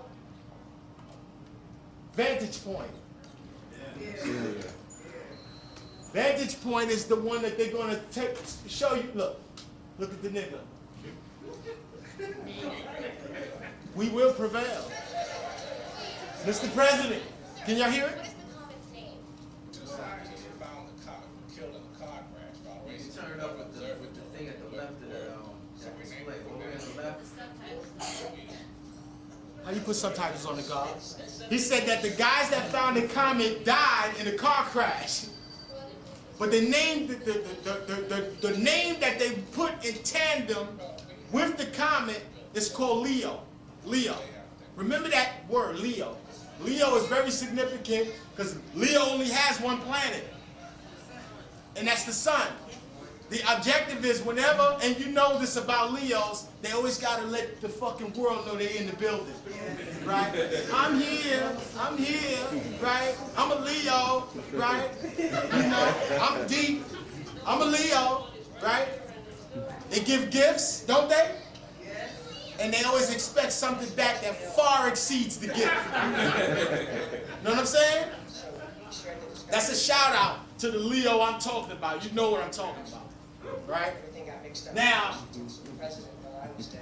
let me tell you something. The reason why, okay, we saw that. Damn shame we can't play no dun-dun-dun movies in here. I can't play no dun-dun-dun in here? Huh? No? A fake John. Some of them. Alright, so I want to show y'all the I Am Legend, and then we're going to go into Jumper. Who saw Jumper? You see Samuel saying, and listen, this is an open discussion. Weigh in on what you see. We're having an open discussion. When I get off from up here, I'm setting the stage for when Brother True Master comes up. True Master's on his way, and the stuff that he has to present today is very crucial to what is going to go down in the future. They're going to be asking each and every one of you, who are you? If you say the wrong answer, you're going to pick the wrong door. Okay? Nationality is very important in a time when they bring in a nigga that y'all saying, yeah, black man is going to be president, that don't know none of y'all, don't know none of y'all experience, wasn't raised here, and ain't even from here. I'm not from Africa. I have nothing against Africa. Africa was an epicenter of great civilization, but the entire globe is the black man's history. Right. Everywhere civilization was at is the black man's history. What is this preoccupation with confusing us and making us think that we are slaves or black? The word black is a color. It has no nation. Where's the country associated with that color? We here playing chess with words. We gonna watch. You can play chess with words with me all you want. But if you've ever been in a situation, if you ever been in a courtroom and they got them service pistols on them and they asking you questions, who are you? What's your name? Is this you on this piece of paper? It seems like you are automaton. You lose all your sense. You forget about all this fancy shit Brother Rashid talk about. And you say, yeah, give me the paper, I'll sign off, right? You turn black all of it again, in lack. Hello? A people with a nation can never be addressed. How can, we are impervious to any approach. Your color was always a distinguishing marker that you had a fez in your back pocket. You ain't have to rock all that. Your color was the evidence of that. Now you gotta rock it because you're wearing all type of crazy shit. We can't distinguish nobody in this society. You always have to have emblems of who you are. Your emblem of who you are is what's going to give the people credence or the way, the means and ways by which to address you. If you got the felony look, you going down. The police ain't going to lock me up if I got my the shirts that the twins sell with the comedic images. They have a whole nother approach on how to address that. You look totally different. When women cover their hair and they move in the way of modesty, or you clean, you know what I'm saying? Or you look like you're healthy and you're abounded with joy and you live in a world of abundance, you don't never gotta worry about being in nobody's courtroom. All you gotta do is change the behavior. The movie situation is this. They go, let me see the I Am Legend. We gotta see if this works, because I Am Legend has a huge Leo ritual in there. Brother Rashid. Yes, sir. Do you have any information on the satellite that they just had to shoot down? Now, the satellite that they just shot down, they shot it down when Virgo was in the building, right, Paul? In the lunar eclipse. And at the lunar eclipse, and then somebody got sucked up in that whirlwind, Larry Davis, right? What happens is, and anybody that know Larry or know the people in his family, Larry was like, the reason why Larry was so over the top was like Larry had like kind of, whoever been around Mike Tyson? Mike Tyson could be your man, but it's always a feeling that Mike would turn around and slap the shit out you. Like he got the thing with him, right? Like Mike would be like, yeah man. Like, you know what I'm saying? That's the same thing. It's a genius though, that transcends a certain type of boundary. Everybody that's a little crazy right now is really in the right place. All you niggas that got it all together is bugging. You know what I'm saying? You gotta be a little touched in 2008 with them shooting down comets, black presidents, You know what I'm saying? All type of fake shit. You know what I'm saying? Nelson Mandela do 30 years and come home, he the president. And let his wife go to jail. Yeah, Held and him down for well, 30 years. well, he was mad at her. He let the white man trick him. He was mad at her because she gave one of them young boys some of that stuff while he was in the can. Now, if you did 30 years in the can, you ain't supposed to be asking nobody what they was doing if they rode with you. I don't care what you was doing. You did 30 years with me.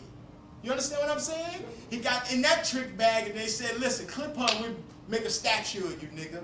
And you put you on some money and you be on a stamp. And then you can go to USA and get a bunch of money and talk about being in the can, inmate number 666. Did he tell you that story? How they boxed his number in between 2 4s?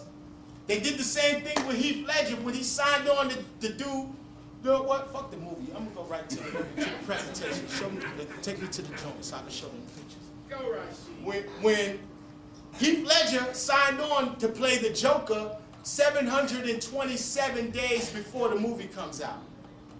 Right? Now, let's see if we can focus this a little more. No, stop it from doing that. Who saw The Golden Compass? I can't find the booty. Put it on the joint, put it on the slideshow, and then put it on pause. You already know who this lame is, right? Now, turn back. Now, who is that? That's the Joker. That's the first Joker. Cesar Romero. The first Joker was a black man. That actually played the Joker was a brother, right? From Cuba. You remember Batman on TV? With Cesar Romero. Anytime you play a role in a movie, it consecrates the role, right? It gives credence to the role. If anything ever was to happen to you, it would reverberate through the role. Anybody that rocks the role later will be a beneficiary of the energy, the accumulative energy acquired through the endeavor. Now, here we go. This is where, very significant, I'm bouncing back and forth. This is how we generate time. The time that you and I call a second is generated by them sending radiation at a specific frequency, high-level radiation at the cesium atom. The relationship between the cesium atoms, proton and neutron, distinguishes the 1 second point. So time, as we know it, is a manufacture of something technological. So you live in a technological, fictitious, facade reality. When I ask you, who are you? You can't tell me nothing but black. When I say, where you at? You saying Brooklyn. When I say, what time is it? You go right to that, right? So how in the hell can you transcend transdimensionally into a whole nother reality? Now they manipulate you within the context of the numbers which take place within that second point. Now this is the who saw National Treasure? Part 2. In National Treasure 2, that they continuously hit you with these numbers. Who seen the movie? They got this new movie called Step Up 2 with the white folks dancing. Step Up 2 is like it's like a numeric equivalency. It's, when you look at it, it says step up, and then they put the 2 like that, little, right? What they're saying is they want to square it. They want to raise their vibration, right? So now in the movie National Treasure 2, they introduce us to the La Boule ladies. Who are the La Boule ladies? The La Boule ladies are 2 of the 3 Statue of Liberties on the planet. You know there's 3 Statue of Liberties on the planet? 2 of them face one another. The one we have in New York is looking directly in the face of the one in Paris. There's a relationship that goes back from George Washington and Lafayette, right? right? The presidents, right? Now, the president, Washington, George Washington, and Lafayette, the French, whatever. Now, they both were Freemasons. There's more Freemasonic rites in France than anywhere in the world. And what I mean a rite is anything beyond the 3 degrees. Those are rites. They have so many, it's ridiculous. I have a Masonic book at home that's written in French that has more Masonic diagrams and pictures of real Kabbalah than any English version. They way into it. So now, one of these desks is in the Oval Office. The other one is where? Buckingham Palace. This is the chair in the Oval Office that in the front, Roosevelt, the one in the wheelchair, he had them put this in the front so people visiting won't see him in the wheelchair. In the movie, inside of the desk, in the one in England and the one in the Oval Office, there are 2 planks. Here we go with 2 again. These 2 planks each have a like Mayan language. It's an ancient indigenous language of the people, primarily from the Lakota Indians who live around Mount Rushmore, their language telling the whole world where the national treasure is really located. The national treasure is really located at Mount Rushmore. But if you go to Mount Rushmore and you're looking for gold and diamonds and lost artifacts, that's not what you're going to find. You're going to find a core to Mount Rushmore used to be volcanic. Its core is 1.8 billion years old. It's filled with natural resources out the yazoo.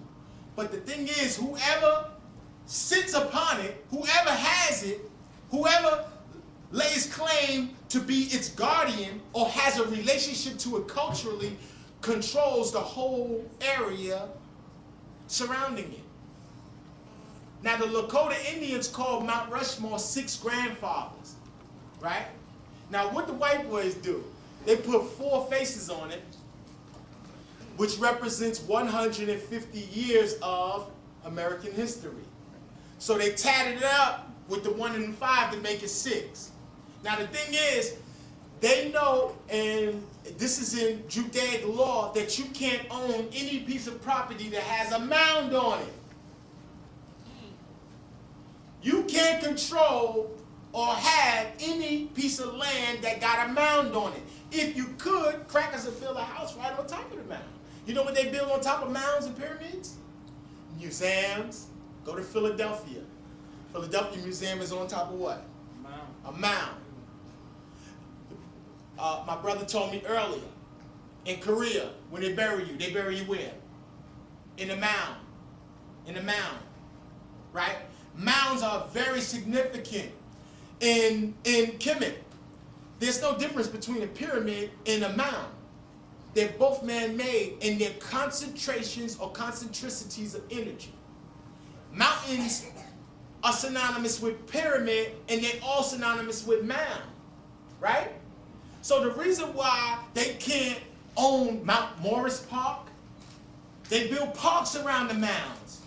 It didn't tell you you can't go to the park after a certain time.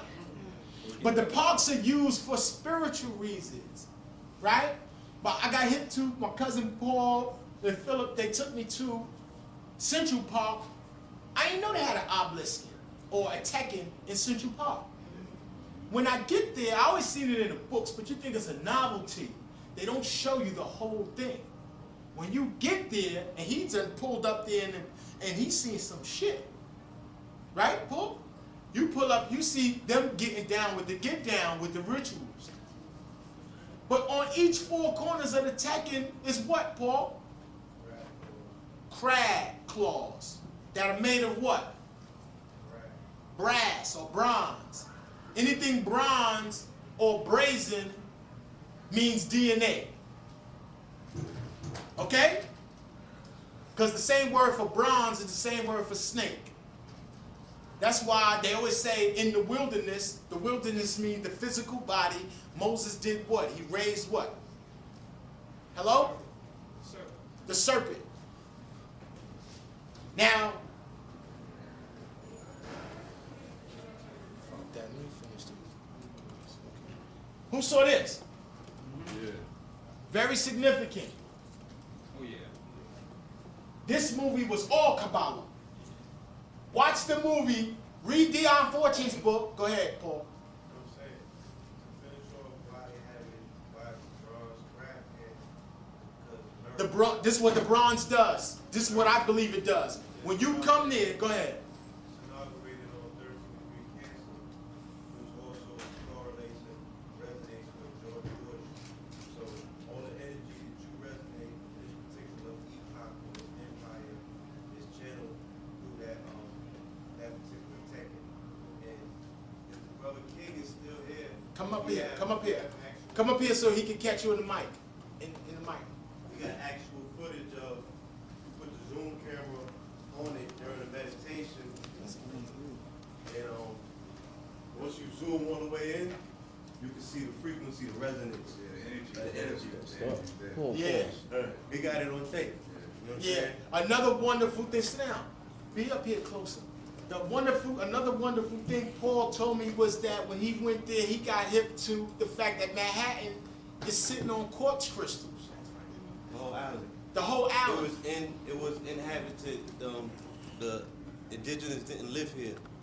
You know what I'm saying? They didn't live on the island of Manhattan. This was all. It was too sacred to live here. This was all based on ritual. The island of Manhattan is all quartz. All quartz crystal. I went to do the Google search. They said the most quartz crystals on the planet come from New York, especially around the Dyckman area. Ain't that something? Black quartz crystal. So quartz is the telluric element of thinking. So this is the thought amplification island. This is why Manhattan Island. If you want to destroy world commerce, you got to just rip Liberty's head off and throw it down the street like in Cloverfield. You got to come and tear it up like Godzilla tore it up. You got to just destroy New York. But that's why they would destroy a magnet frequency, which was the Empire State Building. Right. It sat as, you know what I'm saying, a magnet. Right. Like, Both you know, both Wall buildings Street. was together in a sense underwater Underwater. and with the gold deposits The world perhaps body right in resonate. between them. Because you said Empire State, the World Trade. World trade. And Rashid, on Yes, top sir. of that, we went there in the deadest of winter, and the brother peeped that the life forms and trees are still blooming. You know what I'm saying? Still blossoming. Yeah. I mean, But in the deadest of winter, everything around it is dead. You know what I mean? Except for like the plants right next to it. Wow. Because they opened up the portal when you walk through the saffron gates. When Christos came and put those gates up, Yeah. remember when we walked through those? Yeah. When you come through those, it was a whole, you experience a whole shift in your vibratory rate of consciousness. And this is why in the movie Cloverfield is Central Park. Cloverfield, where they found the alleged tape of the event, was in the Cloverfield of Central Park. And that's where those entities were coming. Entities come towards concentricities of force, where mounds and natural monuments and things of great import all coalesce and go down. That attracts those entities. The entities that came and seeded the world in Cloverfield were impregnating the women. You see the movie, the spiders was getting on the women, impregnating them, and the women was exploding. Now back to Equilibrium. Here we got Batman being in tandem, and this guy, Christian Bale, is going to be in the Dark Knight Batman. In this film, they got him. Now look at this. They got each letter in equal distance from the eye that they're both pointing at. 1, 2, 3, 4, 5, right? 1, 2, 3, 4, 5. 11 letters in total, right? The middle one being the I. Now check when the movie came out. Always pay attention to these numbers. When you watch the movie Jumper, I hope I could load it in the thing. Look at the number for the kid's house that the kid lives in. Because the only way that you could be a jumper for them is that they have to be abused. Abuse is a spiritual practice of the Caucasian. He has to have abuse in every facet of his spiritual interface. Opens die. Right? The spiritual practice for him, the most malefic book ever written was written by a gentleman named Kramer and another, and it's about torture and how to elicit the best response from people by torturing them. The science of torture is that somebody can ask you a question that you know nothing about, but the further along in the torture, you begin to tell them the fucking truth. How is that? You are so, your body becomes so innervated and shaken and jolted by the pain that you open up a vortex in your psyche and you're now able to have access to certain things. Do you believe it? Do you believe that? Yeah. They use that in rituals in Africa to get you to raise your consciousness too. That's right. They use pain as a ritual, but they do it like in Al-Islam, you can get beat for something. Like they could give you lashes, right? But even then, like this is, you remember how your mama and them get the, go get this extension cord, right? And whoop you, right? Yeah, I remember. But they ain't supposed to civilize people, and this show you that there was always in the psyche of the ancients that always knew there was a difference between the psychology and the physical body. There's always a difference. Now, when they say that you spare the rod, you lose the child, they're speaking about addressing concerns in the psyche by first meeting it on the level of the flesh.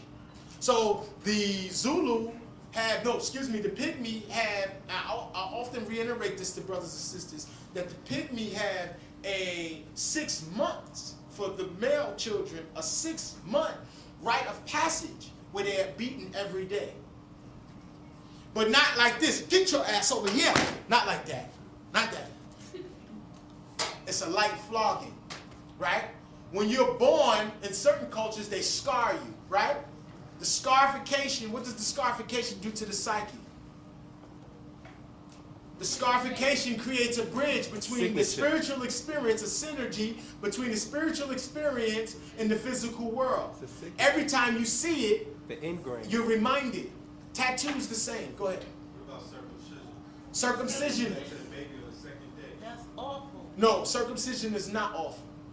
Circumcision is not awful. You're supposed to do it at the 8th day because that's when the hemoglobin that's in the Talmud. They got that from Kemet.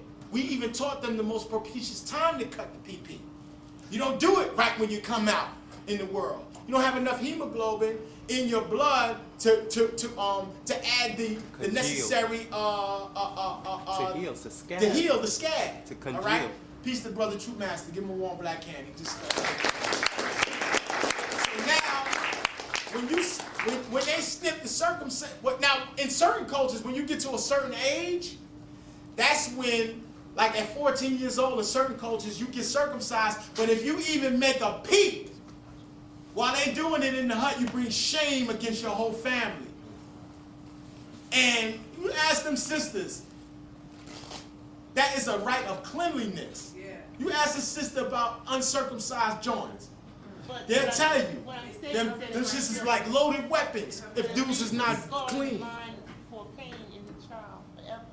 No, well, this is the thing. Also, and there's different ways to address the center. I'm saying the aberrant form that the European uses is pain. We use other things too. In Islam, when a baby is born, they do a thing. It's called akika. They take a date and they rub the date on the baby's gums and they recite Arabic to the baby in his ear. This is the first levels of, without all of the negative connotations associated with the term, mind control. The mind control is, it begins to get the child accustomed into love the sound of the name of Allah subhanahu wa ta'ala. It's sweet. It's sweet. So they connect taste, right, eating, with the spiritual experience. So I can always recreate a certain set of circumstances by interjecting into it what was occurring at the ritual to always keep you as a reminder. When you see Freemasons, say a Freemason is talking and he's around some guys, they got words where they could just shut it down, right? But then they got signs where they could just cold shut it down, and those are those oath-breaking signs where they be talking about the oath. Now, when you take any type of initiation, if they add pain into the initiation, it is a reminder, memory. You know what I'm saying? So now in this film, in the future where freedom is outlawed, outlaws will become heroes. In the film, Christian Bales has to go kill his partner. His partner is in the book reading the poems of William Butler Yeats. Who knows who that is? William Butler Yeats is a huge Irish Kabbalist. He was one of the original members of the Golden Dawn. Okay, and also when he realizes and receives his epiphany, is at the Sephiroth called Tifareth. This is the symbol of Tifareth. And when a rainbow comes out of the sun, is the realization of one's ego. Now, when it's fucked up that now when you say rainbow, people be like, rainbow? I ain't with that. You with the rainbow? I ain't with the rainbow. But that's one of your ancient colors or your color schemes, schemata to show people. Oh, that's Osiris getting some top. This is who saw what's my movie? Who saw Vantage Point? In the whole movie they kept calling him POTUS. POTUS. POTUS. You heard that? You saw the movie? It was like the POTUS is coming, the POTUS. When you look at the POTUS, this is a seal, right? That anyone that takes on the presidential nomenclature gets to wear the POTUS, and they call you POTUS or they call you evil. Synonymous. POTUS is, of course, President of the United States, right? So now this emblem, whoever wears this emblem is the one who brings down or channels war into our reality. Because I showed you on the transparency how the eagle is looking at war. So now here we have from the Genesis mission. Now do you remember the brothers? Now check it. You have the same image? I got the same image in my computer right now. Now check this out. These are gold and sapphire collectors of light. What shape are they? Hexagons. Who said pentagon? Hexagon. Hex 6. Hex. That's the structure of the atom. Right. That's the structure of the atom. More importantly, it's the structure which accommodates the reception of light. This is why water coalesces and conforms to the 6 sides, and water is very receptive. You composed of, at birth, in the womb, you're like 100% water. As you grow older, your water levels dissipate. When you get real old, you be like 50% water. You just be bones until you go back to the essence, and then the rook. See, this is the science behind getting old. This show you that the cosmos is on our side. It makes it easy for the soul to escape the husk. You see, when the body becomes more frail, it eases it up. So the rook, which is the breath, when you get older, people say, my grandfather said one day he ain't want to be here. The next day he was gone. Right? It frees up. The soul frees up from the body because it's really not the body. This is a really evil thing, this physical thing. The only people who put something seeded into the physical world, something significant, was us. We made this shit spiritual. We left the keys to redeem the universe. Because the Caucasian is an accident. It's like you keep pouring milk. You go in the refrigerator, you pour milk, go in the refrigerator, pour milk. Soon you're going to spill the milk, right? And if you neglect to pick the milk up, what's going to happen to it? It's going to spoil. And the spoiling is its intelligence, telling it that it don't have a receptacle, right? So the spoil pulls energies and a bunch of things to it. And then the spoil gets hard, congeals, and now it's a part of the dynamic. We had systems of what are called tikkun. Tikkun and tikkun is the same word from tekken. It means to redeem. We had systems of tikkun that that got into Islam, when you make salat, you shave off the superfluous edges of evil. See, we don't have a way to keep evil at bay. Evil is a part of the divine purgation. Whenever divinity comes into existence, there's a margin of error. The margin of error has infinite potential. The diameter of a circle, the radius is half of the diameter of a circle. But the other numbers after the 3, which define the pi principle, do you know those numbers keep going forever, forever, with no sequence? That's your reality. In your circuitous route, you keep going. There's so many possibilities. There's nothing new under the sun. So now this was the plate that they used to collect from the Genesis mission actual intelligence that came directly from the sun. Did you know about this mission? In this mission, they purposely crashed the vehicle because they want to test the vehicle from when stars and stuff come down, they smash. When stuff hits the, you don't know that we got interstellar material smashing into this planet all the time. So to recreate the whole synergy, they said, let's put them on there and then crash them. But they don't tell you that. They tell you that the people at NASA spent $226 million just so they could install the parachutes on the ship upside down. See? Here we go. Who's that? Biggie Smalls. Today is Big's 11. We use this specifically. I wanted this day for propitious reasons. I wanted to do a hip-hop thing today. But Big is very significant because Big was a true testament of someone being able to bend time and space using their voice.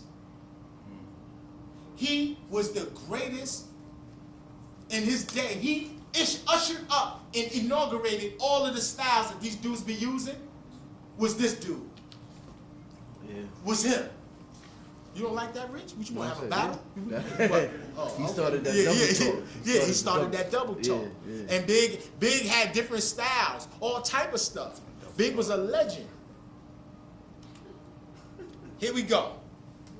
Very significant image in this movie. Sisters, when y'all seen this, y'all supposed to get your nationality and be in a total different place when the shit hits the fan. Because when they got to the point where they had to distinguish themselves from these people, see, these people look like us. These are the people we see every day. Homie got the Yankee hat. He was baby moms or whatever, right? Here we got Will, Colonel, right? Colonel Robert Neville, their daughter and his fine woman, right? The Pam Grier archetype. They always use a light-skinned sister as your bridge point. They don't want to just cold give you a white woman, right? But the archetype is for you to have someone that's an intermediary to get damn near close to them. It's stranger than fiction. You can accept it or reject it. They continuously show you that complexion plays a huge part in the agenda. Huge part. So now, they didn't even care what complexion she was. When they got to the point when they said, put your eyes through the thing, let's see what you're working with. It said that she had the disease. Now, obviously, he knew something that they ain't know. Because he said, she ain't got the disease, do it again. They said, nah, dude, she ain't going with you. He had to pull rank, declare orally who he was. He said, I am Robert Neville. Check her again. Checked her again, sure enough, what happened? They said, go ahead. They're giving sisters false diagnosis for many diseases. They're making up diseases. They're telling sisters you can get, if you got a bump on your tongue, you can get ovarian cysts. Stupid shit. They just be making up stuff. It's a new disease. You need to come down here with your SS number and let us play all in your insides and put it in the culture, and let's go look under here and tell you you got a disease. Don't get locked up. They're telling the sisters when they come in, they give them the fake HIV test, and they got a whole register of how many people they got to tell annually that they got the thing. And they giving it to you because it don't exist. The HIV, you don't get HIV until you get the medication. Because the medication undermines the DNA and tells the DNA to kill this body in 8 years. And then you be trying to change the cocktail, and no, it's too late. The only thing that you can do, if they ever tell you, if you got an immuno issue and you eating chicken, you smoking crack, right? You know you got some closet crackheads in this motherfucker. Conscious crackheads. You know what I'm saying? You smoking crack. You might hit a little bag of skag or something, drink some beer. You know what I'm saying? You are putting your body in a situation that is going to say, the hell with you, Jack. I'm out of here because you're not administering to me appropriately. Here we have Anna, the go-between. After they killed his woman, she pulls up to Will Smith, saves Will Smith. She got a little white boy that don't speak through the whole movie. Right? Ethan. No, his name is Ethan. This is the new family without the sister and your baby. Right? Because the movie I Am Legend, they showed you, they played Bob Marley music through the whole movie. Bob Marley music in the hyperdimensional sickness of the Caucasoid who made the movie was to show that when we keep playing Bob Marley music and he keeps experimenting on white folks, right? The music in tandem with the image of the lion, let's load up with it. Is the I Am Legend? See if, what the I Am Legend? I want y'all to see the ritual. See if they load up, G. Hold up. What is this, Paul? We just hit at it, right? See if it's in the yawn. Where's this fish? Who got the movie at home? in the movie, and Rich told me something deep. Rich told me, he said, yo. Okay, beautiful. You need a copy? Yeah, you got one? Beautiful. And Rich told me that the girl Anna named, you remember she said that she was going to Vermont, right? In that movie, what was the, you said that there was a book called Sundown? Sundown Town, yeah. Sundown Town. Anna meant Ain't No Niggas Allowed. Ain't No Niggas Allowed means Anna, and that was the place where they people were being evacuated to, right? And it was where at? In Vermont, Yeah, Virginia. In this movie, her name is Anna, and she's going to a place called Vermont. Right? They play so many games, they get real. Go ahead. That's why this week they threw out the alternate ending. They threw out the alternate ending. Not only that, he said he didn't know that they had the ending that they put in the movies. He found that out when he went to the screening. Right. Remember, I was there. Right. And they came out kind of bewildered because he's like, that's not how the movie was supposed to end. They shot the ending that they just threw out as the alternate ending, which, you know what I'm saying, he got into it with the producers. You know what I'm saying, the original ending, he died in the joint. You know what I'm saying, with I actually with the entity looking at it, yeah, but there's a different ending. The alternate, not the one that they shot. The alternate ending, he like befriended the white people. He saved the white girl. He injected the blood in the white girl. The man that came looking for the white girl, it's you know the glass that was that they were separated from. He made the butterfly sign on the glass. The white dude. So once he made that sign, Will started thinking, and he thought to get the blood. He opened up the doors.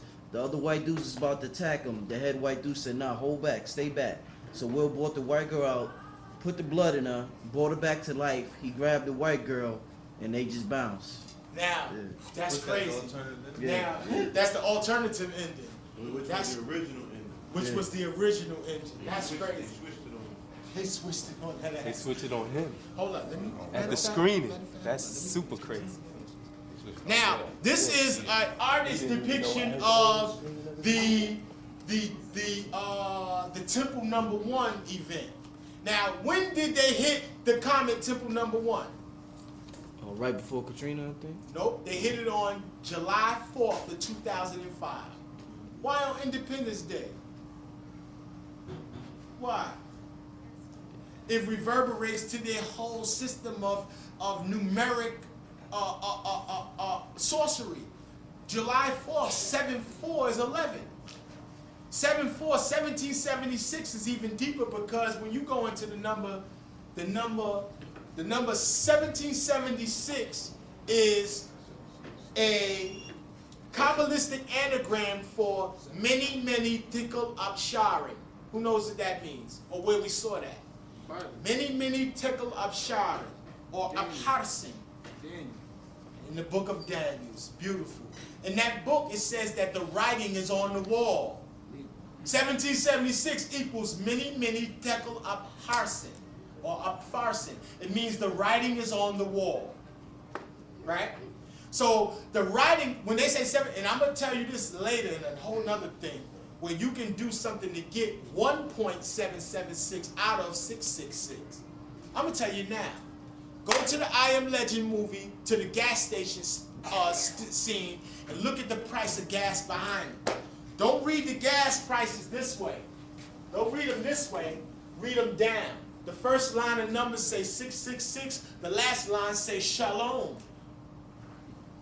It says, what's the code number for Shalom and Solomon? Always remember, it's 375. Or the mix of those numbers, 357, right? Now,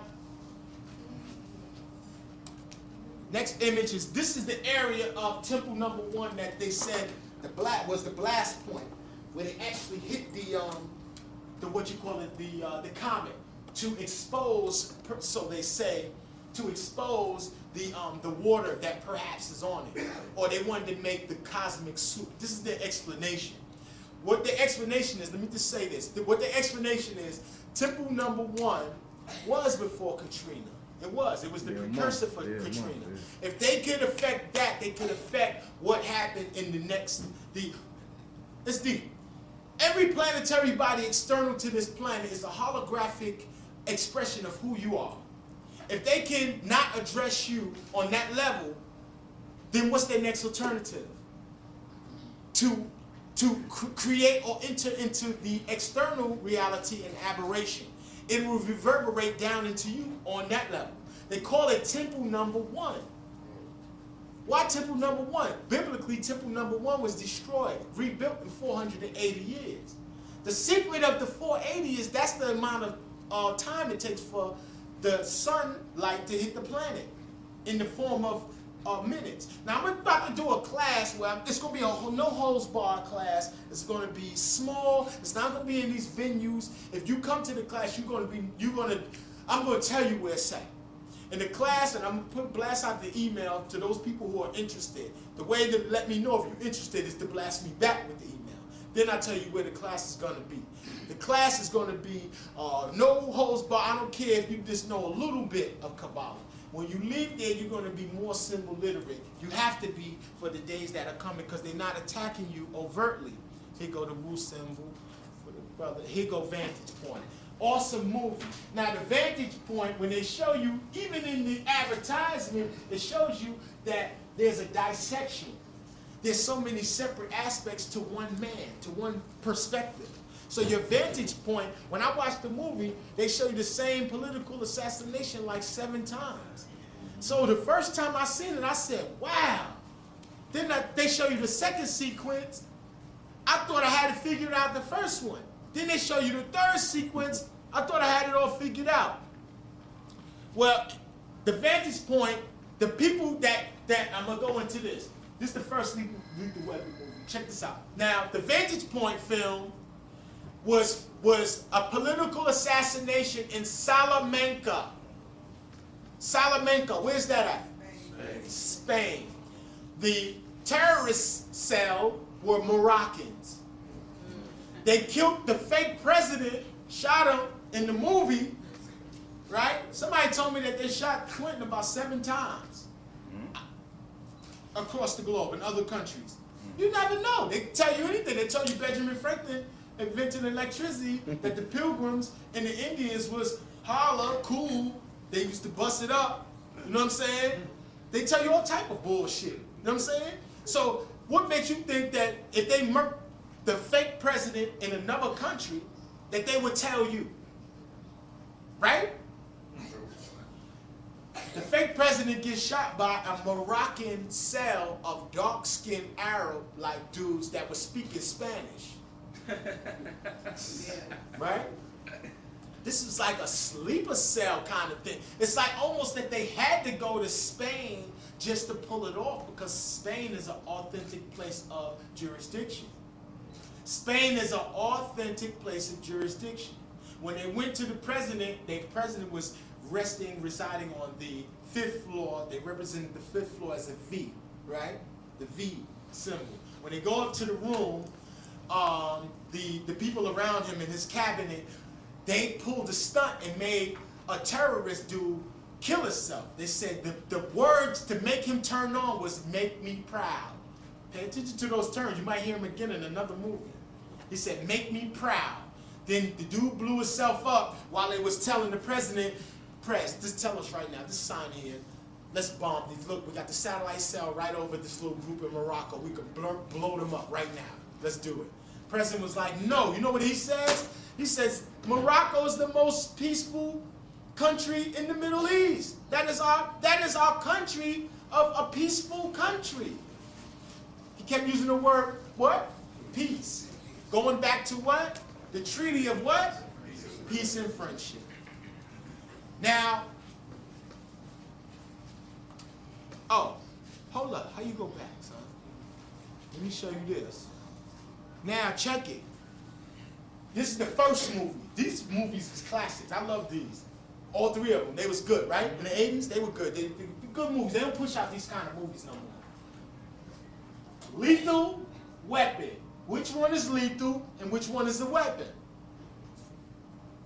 He got the weapon. He must be the lethal one. Here they go, juxtaposing you into the equation. They have to immerse themselves with you to have a place of stasis. They have figured it out. There's no way we can be here without them. Let's go so far as to become them. If we can become them by first letting them accept us here, right? Then perhaps we can begin to eradicate the external Then they can empty out the consciousness which keeps this black body temple going, and then they can start supplanting into it. Then if the white boy can take a black body, he would, to operate through this world. Eventually, in one of my fictional stories, I'm going to start writing fiction. I got a story where we figured out that the Africans was controlling the whole world in my story, right? All the politics, everything was the goddamn Africans, right? Guess what? The brothers figured out that there was something in one of those stools, them like Ashanti stools, that predated the shit is from the cosmos. The Africans were sitting on it all the time, controlling the world and didn't know it. They found out, some brothers from the hood put them on, they destroyed the shit that was in there that controls the white folks. All the white folks dissipated and died, and then we never stopped fighting after that. Y'all want freedom so bad, but if the white boy say, you know what? We all committing a mass global suicide because y'all complaining. We don't want to be here with you niggas anyway. And they all kill themselves. All of y'all will go crazy. Because there's no one here to govern us. There'll be infighting. You know what the first thing we'll fight about? What we going to do with all these half-breeds? Then you have a class of niggas that'll say, let them rule us. Their fathers in them ruled us. Then you have them niggas, the blacker than black niggas be like, nah, fuck that, kill everybody. You know what I'm saying? I'm blacker than black. I ain't got no governmental structure, so what? We just go kill everybody, just be black. We black. Right? That's what's going down in Africa with the fake shit. We got our independence. Under hip-hop. Yeah, oh, they're using hip-hop in Africa now as a tool of political advancement. Now, big symbol. The Lion of Judah. Hold up. And becoming us, let's not forget. Right. Barak is half white. Thank you. But check it. Barak name means. The brother said he didn't want to touch it. My feeling of it. Barak means in Yara. B in any language means in. B means in. When you say begin, it means in Genesis. Hello? Okay. Anytime you hear B in language, it means in. That is the connotation. His name, in my perspective, Barak has something to do with the Islamic term for blessing. But what gets caught and lost in translation is Barak means to bend at the knee.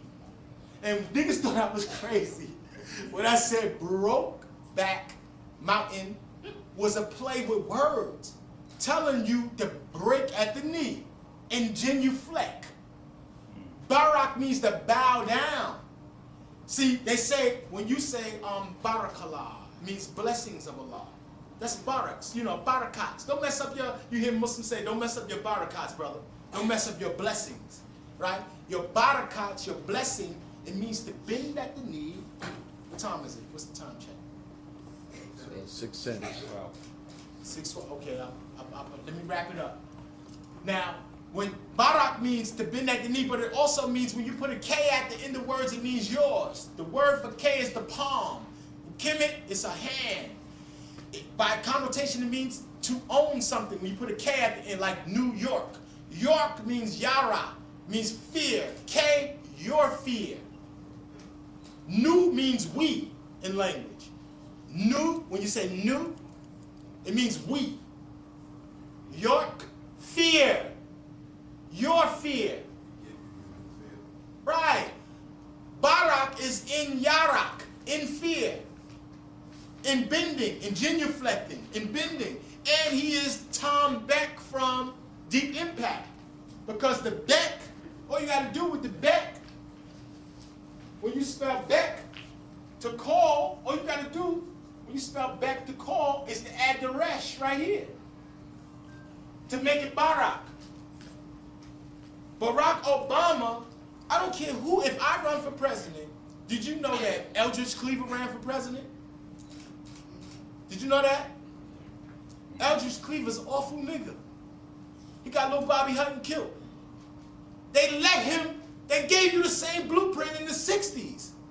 They gave you the same blueprint they gave, who did Barack kill to get to that point?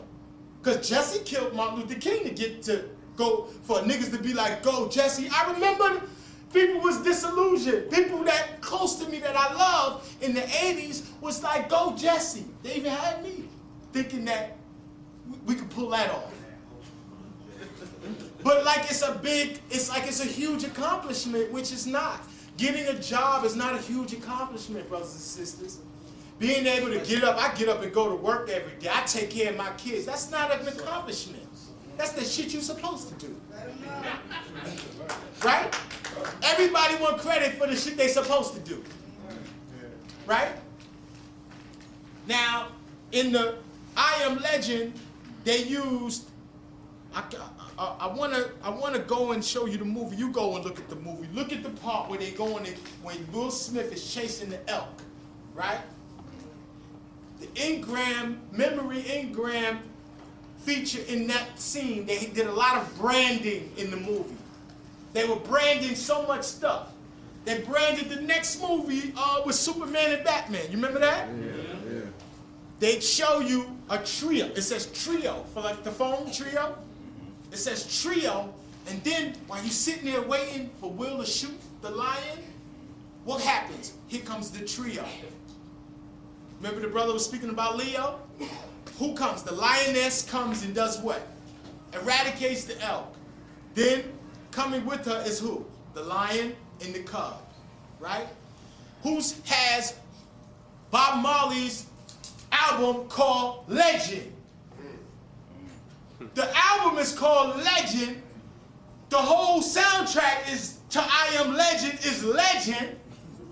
Then they show you the Lion of Judah, because now they manipulating Judah to be a representation of Jew. They use your faces fronting like you. All you gotta do to create the word Judah is put a Daleth in Yad-He. After the vowel, put a Daleth there. It's Yahudah. That's how you say Judah. It's Yahudah. The symbol of Yahudah is the lion, because the Yahudah is the symbol of Leo. Now, change the tape. Go ahead, change the tape. Hanging from. Did you see the Hebrew letter? Huh? Huh? It's a Tau. Tau, I told you in the beginning, means cross. Cross means kill that nigga. Cross means sacrifice. Motion is like this. It creates a vortex. Motion. When I stop it, it creates a cross. When you put spirit on the cross, you kill Jesus. See? When you want to get to a point, an agenda, what do? X marks the spot. In language, whenever you hear top, top, top, top, top, top, that top sound means where something is. T denotes where. It gives the context of where something is, because X marks the spot. The T, how we write a T? Like this? Or like this? The tau is like this. Tau is actually a resh, or excuse me, a daleth, the door, with a yard descending from the top in swift motion down here to culminate here. Now, when Will Smith bled from the top of his head into the water, it was right before the dawn, right? Before the dogs came out of Grand Central. Grand Central Station is a huge Masonic lodge dedicated to the god Mercury. Go there, you'll see it. There's nothing in the north. There's stations in every Masonic lodge. 3 major ones, but there's nothing in the north. Go to the station, there's nothing in the north. They have an eastern balcony, western balcony. If they want to do a grand session, they could do it right there with thousands of Masons in attendance. You know what I'm saying? Grand Central Station is the illest artifice because it's also an amplifier. It comes straight 5th Avenue, run into it, and then it goes down into Washington Square Park. But it all starts at 120th Street and 5th Avenue, out of the water that's coming out of the mountain at Mount Morris Park. There's an electromagnetic load coming out the rocks at Mount Morris Park, and then they have like limestone pillars that amplify it down 5th Avenue, where the ritual was going down here. Then when you get to Washington Square Park on the 5th Avenue side, it's a man there wearing a fez behind George Washington, holding a book of law behind George Washington's head with a fez on his head made of a castle. He lived across the street from Washington. Thank you! Robert Neville lived across the street from him. You see? See how far it goes? How far are they willing to go with it? And Obama, when he came to New York, yes, sir. My brother was there. He did his speech right there in the park. At Washington Square? Exactly. Wow. Right there, right across the street. Wow. From now. He said he wanted Will Smith to play him in his life story. Oh, he gonna play the assassination. And I got Will Smith as president already. And I think that Vantage Point is the movie that is telling us the Salamanca and Moroccan theme is the black man. That's the Moorish assassination thing. Right. Right. And then check this out. Who saw the movie Shooter? Yeah. What was he practicing on? He was practicing on a can of soup called Dinty Moore.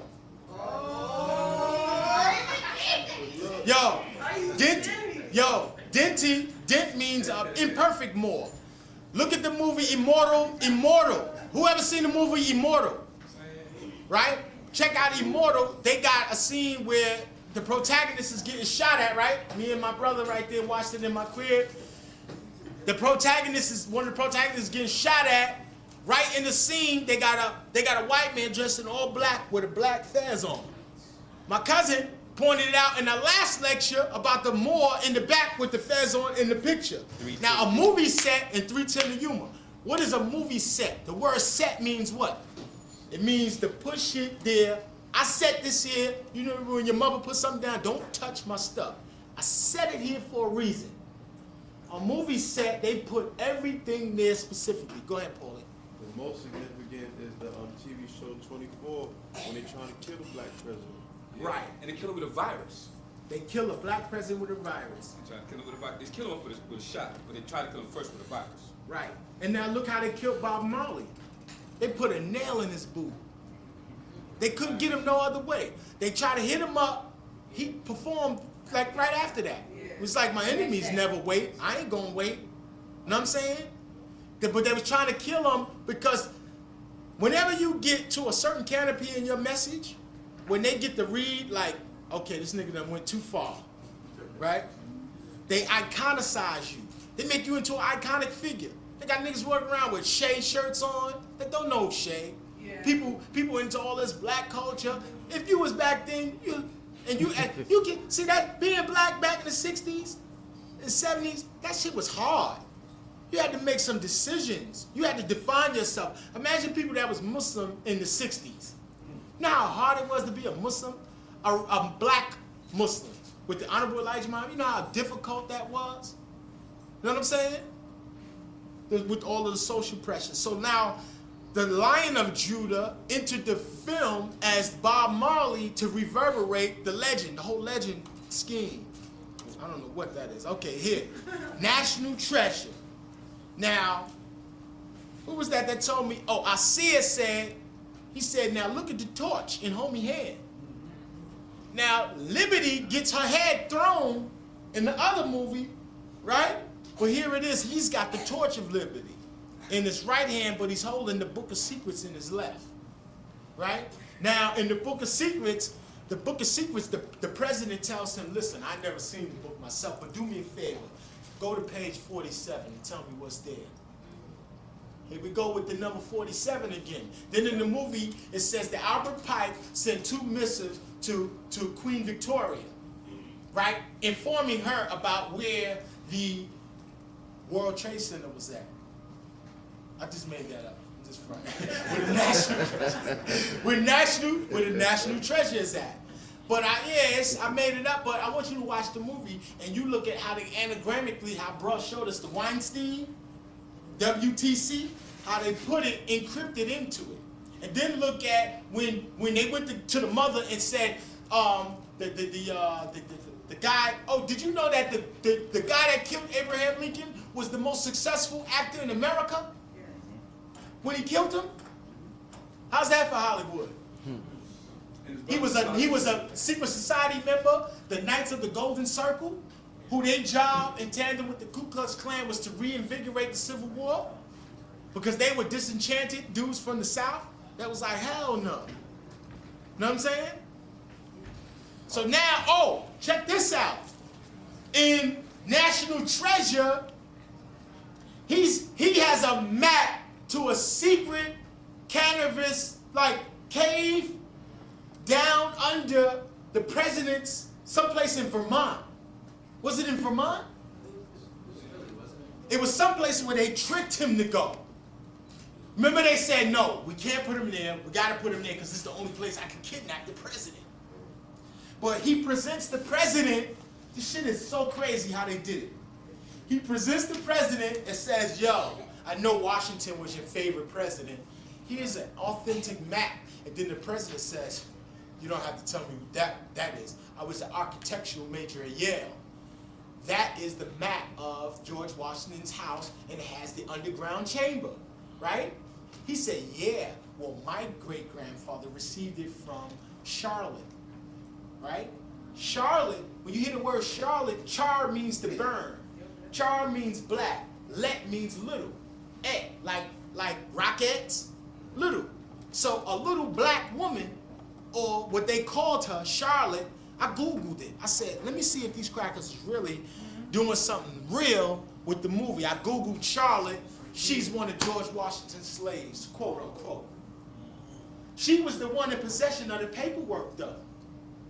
She was the one that gave homie's grandmother the paperwork saying, yo, this is where underground chamber is, which shows you how to get to the national treasure. You the national treasure. In the movie,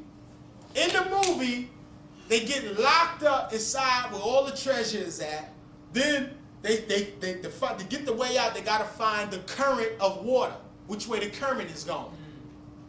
How do they find the current? He go in his pocket, pull out a dollar bill, and drops it in the water.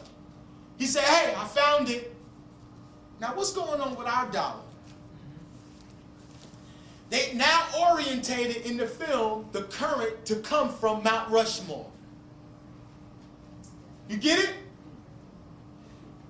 We locked in Mount Rushmore. Hyperdimensional thinkers, come to the table. We locked in Mount Rushmore. We're trying to find our way out of Mount Rushmore. We got to find the water current.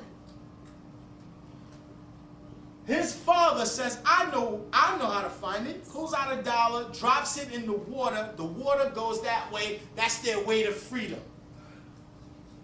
Follow currency. Gold. Jurisdiction is established by sacred sites. The sis told me last night that the indigenous people, the leading chief from Mount Rushmore, took a stick and put it into the ground and cursed Mount Rushmore. Mount Rushmore is not supposed to have their faces on it. They even, the way they do that type of architecture is they blast out the empty space on the dude's faces to make it all come out. Then they chisel the regulars.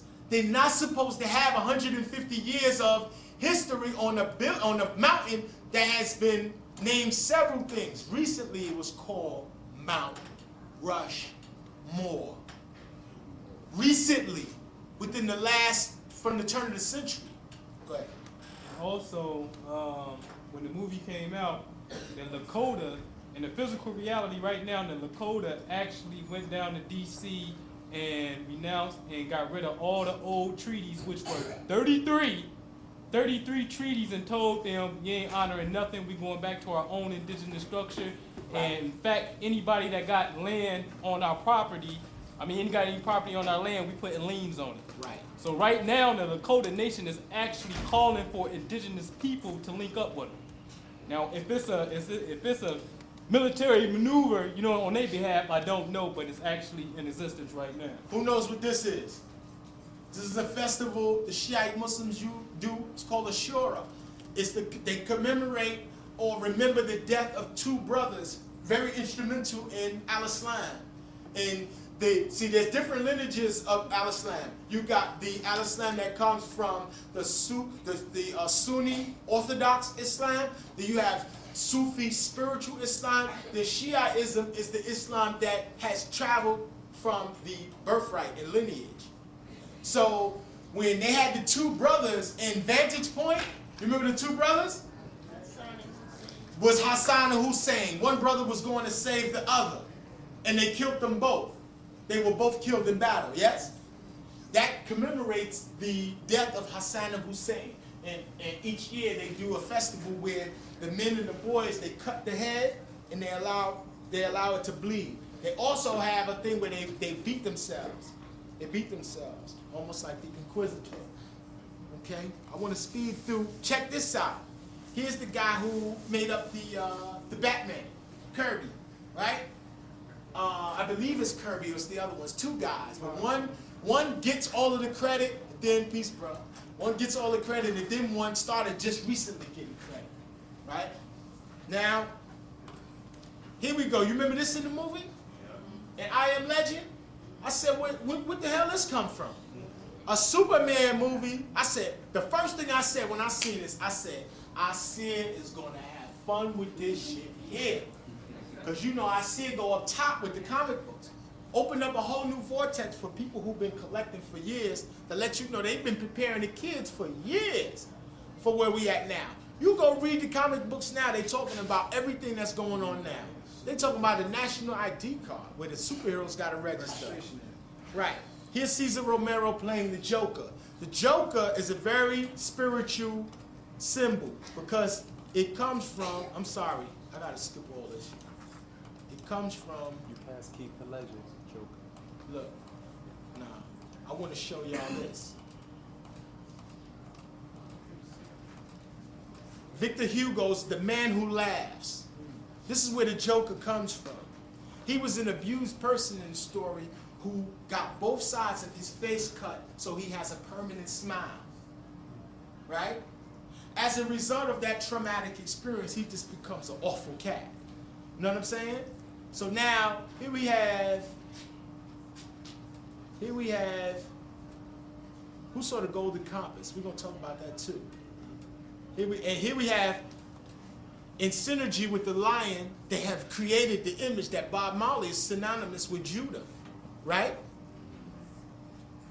You got some West Indian brothers, you tell them that the Messiah, Selassie I, the Messiah is Bob Marley, right?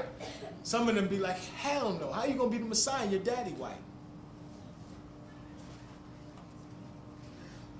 Who's this? Mark Hamill.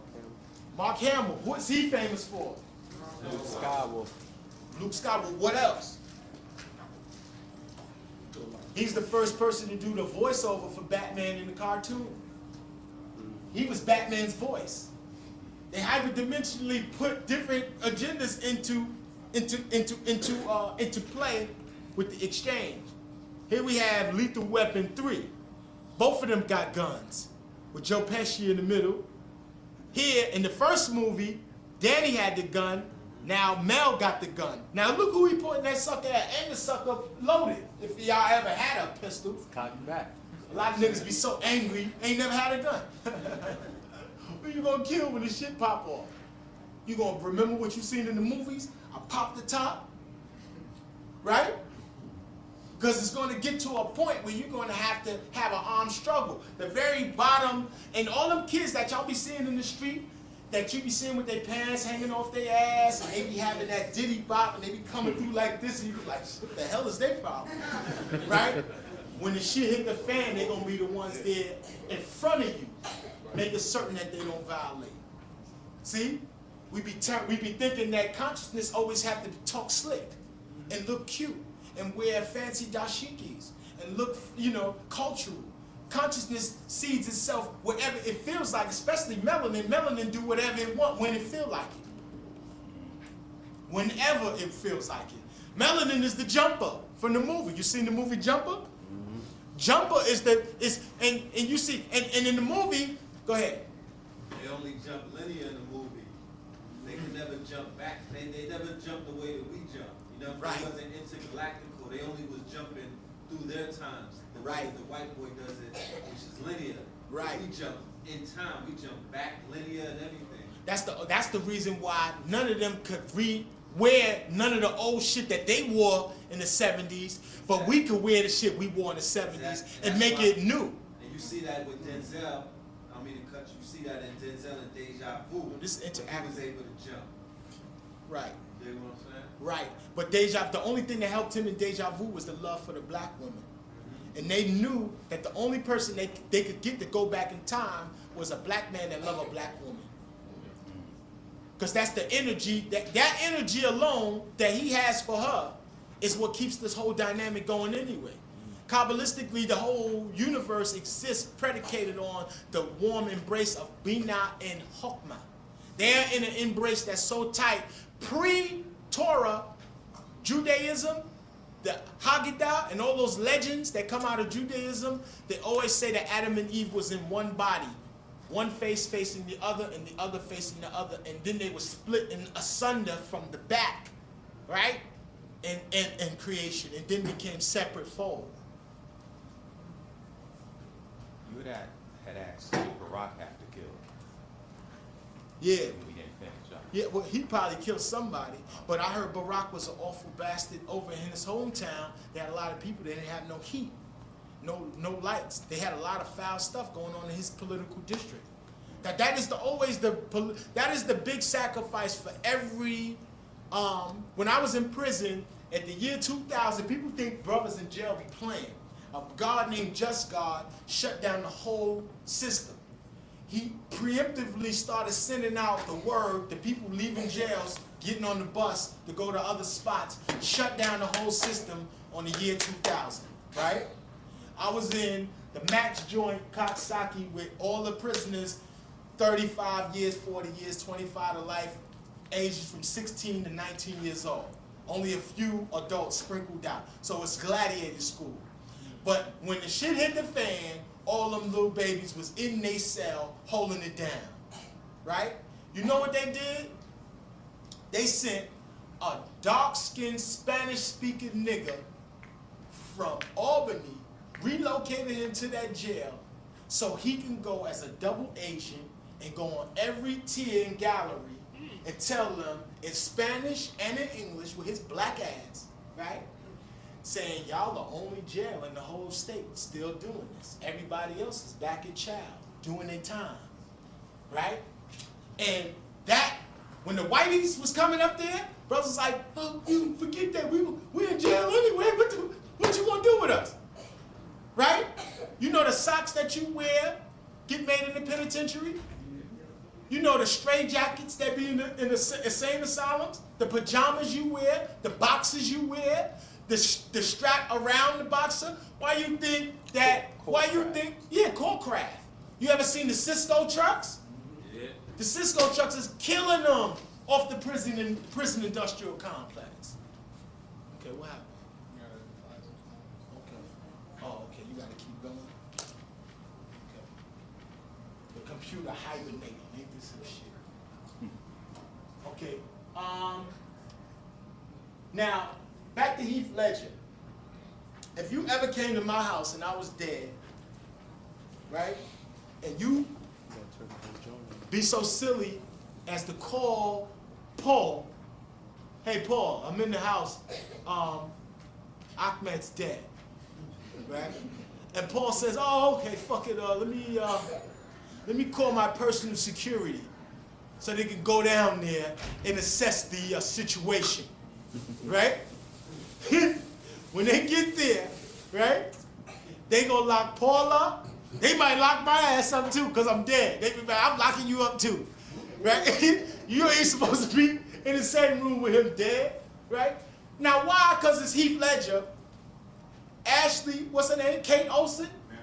Mary Kate Olsen could go send her personal security to come to the room to see the boy, and the boy is laying on his stomach, sheet pulled up over him, right, with drugs strewn around him. A few weeks earlier, they asked Jack Nicholson, they said, Jack, are you happy that Heath Ledger is playing the Joker? He said, absolutely not. He was angered. He said, I'm going to be something that I never was in the interview. That's angry. Hell yeah, I'm angry I'm not the Joker again. Right? And then he said, I warned him. Go online, I ain't lying.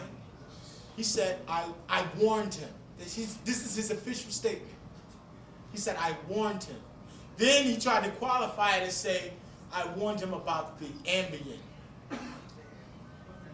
The over-the-counter drugs, Ambien, right?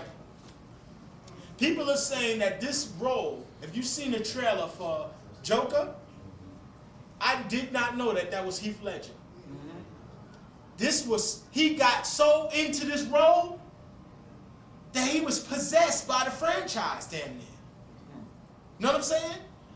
In order for you to be, in the military they got something called total control. I can see a movie director doing that to the actors, making them go over take 1, take 2, take 46, take 51 until you get it right. Come on, get it right. You been had got it right. What they do is they walk into the person, break down the psyche, and each star walks away less than who they were with each movie. You be in, like they say, who was that? They say he was enrolled so much that he stayed enrolled.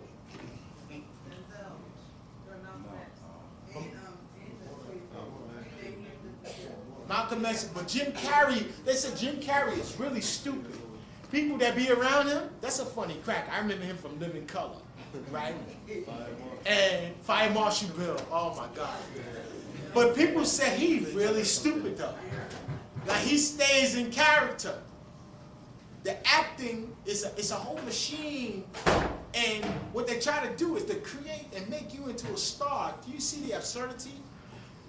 To make you a star. By association, to say that you're a star means that I have to look at you from up high for guidance, because that's what we do with the stars. So they made the stellar world come down to the physical world, and now we're following these stars.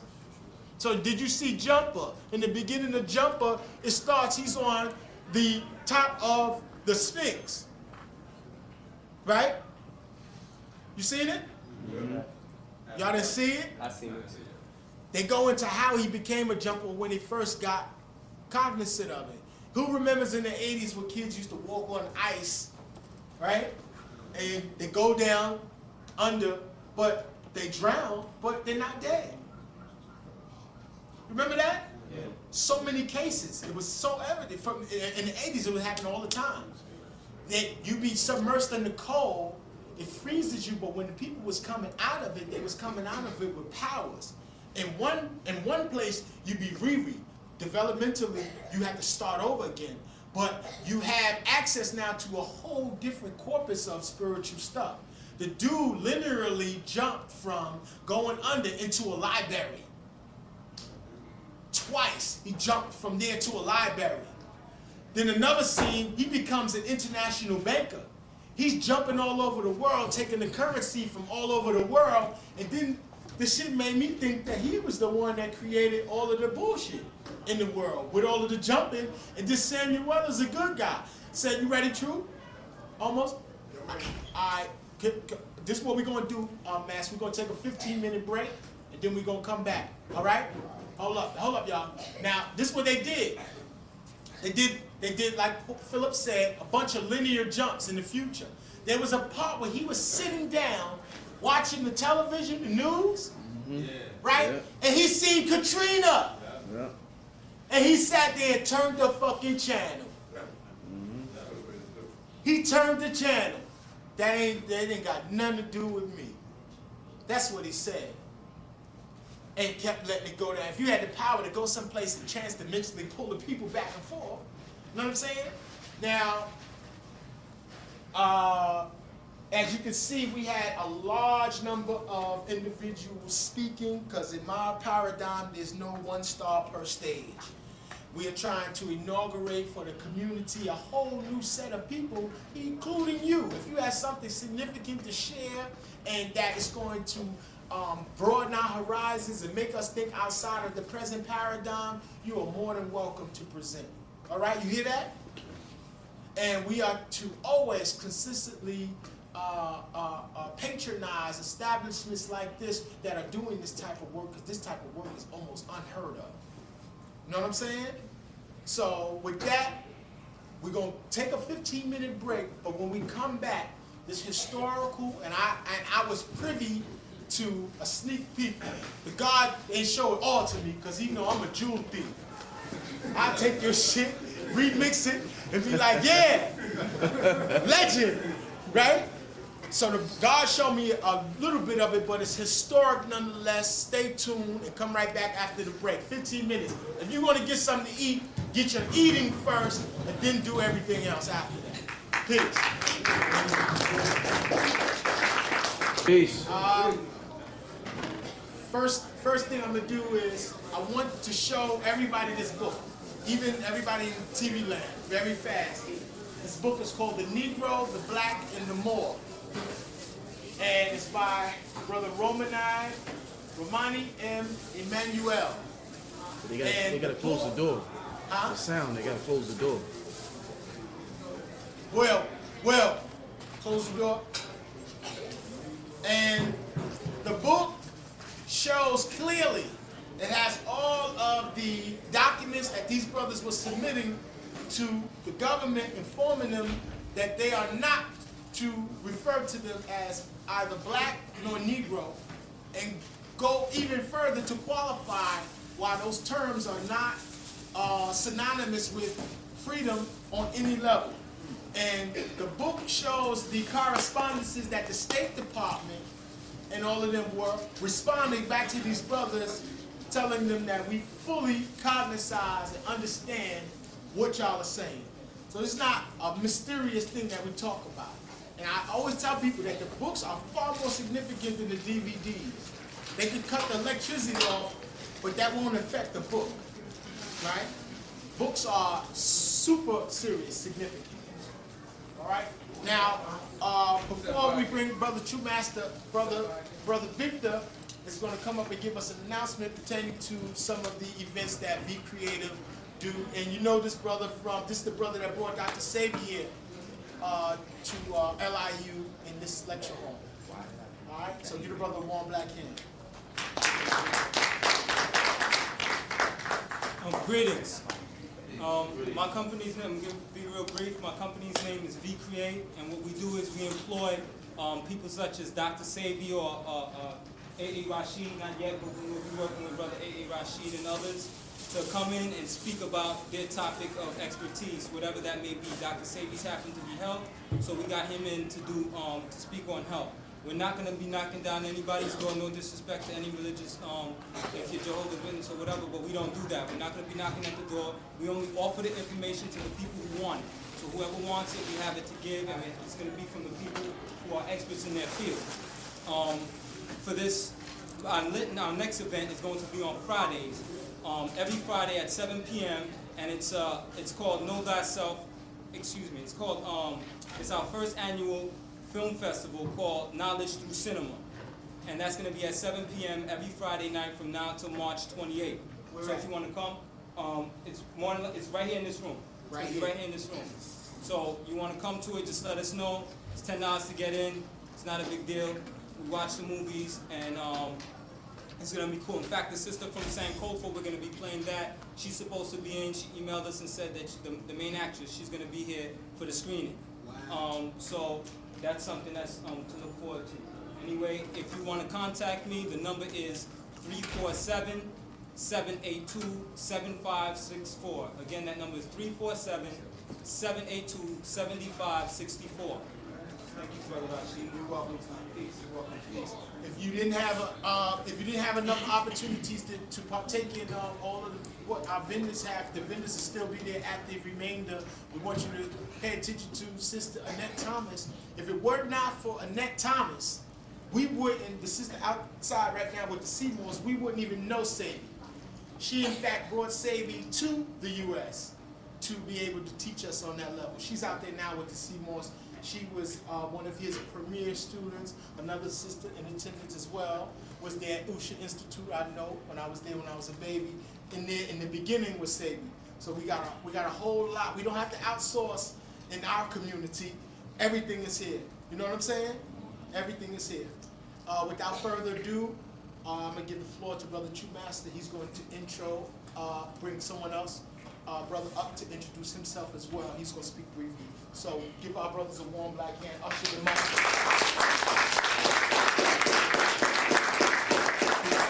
Peace, family. My lecture today is called The Original Catholic and Protestant Moorish Nobility of Europa. For a long time, there was a lot of information that really just didn't add up to me, so I wanted to really do some research and make a lot of things clear, and it definitely became a lot clearer to me once I did the research. But before I get into this, I want to bring up my man, Yeshua L.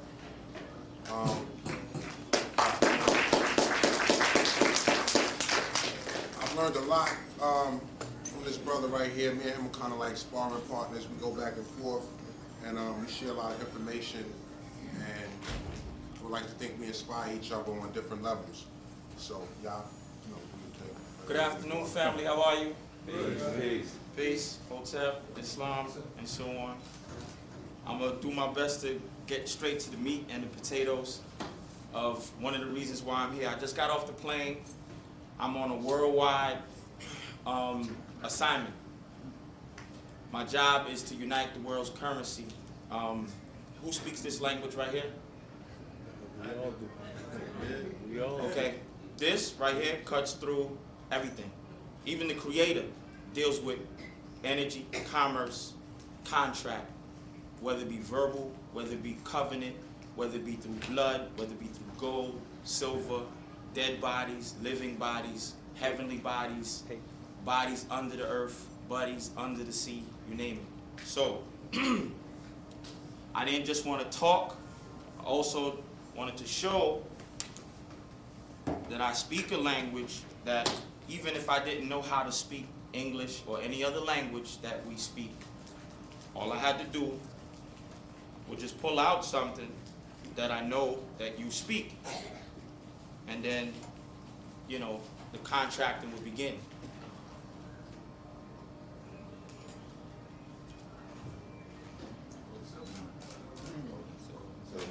What's that? You tell me. Currency, energy. Now, it could come in plant form, it can come in food form, it comes in forms that we either use, ingest, or whatever, but it's a form of communicating to show that I need something from you and you need something from me, so let's hammer out a deal. Even if there was a language barrier, we understand this, right? So, no matter what race, religion, color, or creed, the whole world intersects in a vortex known as commerce. Wherever you see the word covenant, you have the word contract. So, long to the short, in a more condensed level, everything that we've ever read, anything that we've ever written is written in a form known as verb fiction. All the nouns in any language on planet Earth has been modified by verbs and adverbs, and verb is motion. So when you put a noun in motion using adverb, verb scenario, because all nouns are person, place, and thing. Preposition. Right. If you don't have an article and a preposition in front of your noun, you modified the noun. When you do such a thing and put it through the mail or put it on money, it becomes worldwide fraud. An order has been given to snatch up all modified language on all forms of money worldwide. And people will be shot, killed, stabbed over what we think is money. Whether it be the fiction money or whether it be the gold and the silver, either way, it has modified language on it. The correct form of doing commerce in any language, in any culture, you have to make sure that you are presenting a noun, a fact, that can't be deviated into another language to trick, confuse, or misconstrue, or using some form of word sorcery to get something out or extract something from a person or a group of individuals for next to nothing. All right, so long to the short, as a full colon dihyphen which is another form of saying a diplomat, recognizing different cultures, because you're always dealing with the draconian government that we maneuver through today will always say, oh, we don't recognize this, we don't recognize that. Then fine, give them 5 to recognize, or many different forms to recognize, and they have to recognize at least one, but get more than one. Anyway, so long to the short, my job is to give the invitations to different diplomats and delegates and bankers to come to an agreement that we have already in place a corrective form of contract banking, quantum post office. Because the water, the food, the money will be shut down and turned off. And if you don't own your own or control your own through a form of contract and agreements and so on, presented in a factual quantum way, which is known as either in the truth or quantum banking, is already in place. So I'm not speaking about something that's so far away that you can't grasp it or use it to improve the quality of your life right here, right now. So, getting more to the point, they all have agreed to come together to meet either at the UN or a different private location to do banking. And this is not something that you can't get involved in. If you have a commodity or a skill or whatever, you can get involved in banking on any level. But what I've learned is that our ancestors have been doing this level of banking for a very long time. It's just taken a moment for us to get reacclimated in the brain and in our day-to-day living on how to go from the level we grew up in to the level we were already ordained to be at as far as your potential. So, long to the short, that was one of my many jobs as a full colon dihyphen or diplomat, full colon post hyphen master, full colon notary, to stop and correct, to pinpoint fraud mathematically and correct it, and then back up what I'm saying with some form of commodity, and then make the little toy soldiers move on it. Because if you put out an order, whether it be in paper or in a money form, you still have to put out an order. You have to back it up with energy. You could buy a new TV, don't plug it in. The TV is not going to project anything if you don't plug it into the currency, which is back to the energy. So, another assignment I was given is, and I'll make this brief, if you have anywhere between 20 to 100 members of your family still alive and living, put your dimes, pennies, and whatever together and purchase land that you own so that you always have a place to stay, always have a place to go, and you never have to worry about being homeless. And accumulated resources as a family, as a unit, your whole family becomes a government. When you purchase different either lots, plots, or wherever. It doesn't always have to be in the United States. It could be anywhere. And you gate it off, and you receive all your mail at the post office and hire a trustee within your family to balance all the books and keep things moving on a contractual business level. So, and the way things are being communicated, the fiction world and the quantum world intersect in the world known as commerce. So if you ever bought anything, if you ever invested in anything, you know how to get involved in contracting. You just have to know how to project your interests and the terms of your contract, no matter what it is. But first and foremost, purchase and own some land, even if it ain't a lot, even if it's raw land that don't have nothing on it. At least you own it. So, and then the next level is if you choose to go to the route of land patents, which you can, or quantum land patent, which is on another level, articulating that you own the land, the minerals, and the airspace over it. And you have to really dig deep and get into it, just like all the other nations are doing. And they've been waiting for us to, and there's a seat at all of these tables already have your names on them. But if you don't step into that spot, then they just give it away to somebody else. I know I was there. I go to the, where all the different delegates and whatever. Some of them duck me because they know that certain changes they want to stop or they want to slow it down, but you can't prevent it. It's like trying to stop sunlight. It doesn't happen. It doesn't actually make sense to try to do something like that. So I came back and I had to deliver all these different invitations, or scrolls if you will, that have contracts written in quantum with a stamp backed in pure silicon. Silicon is what the computers, cell phones, and all of that stuff. Silicon, I should say. This is how it's pronounced. Say again? Said it's intelligent. Silicon grows. It grows. It moves off of energy. Whatever energy you put into it, it responds. This is a stamp backed in a pure commodity. This flag over here, some people ask me about this flag. This flag is the flag of the contract. All right? And the reason why there's a spirit is this actual martial law. And when there's martial law, they're not going by any other. When I say they, I mean any individual who claims to be operating on any form of law. It's all at the whim of the chief and commander. So if he chooses not to operate on one law and switch to another one at moment's notice, he can. And you can't really fault him for it because it's war. And then the next stamp is backed in pure gold.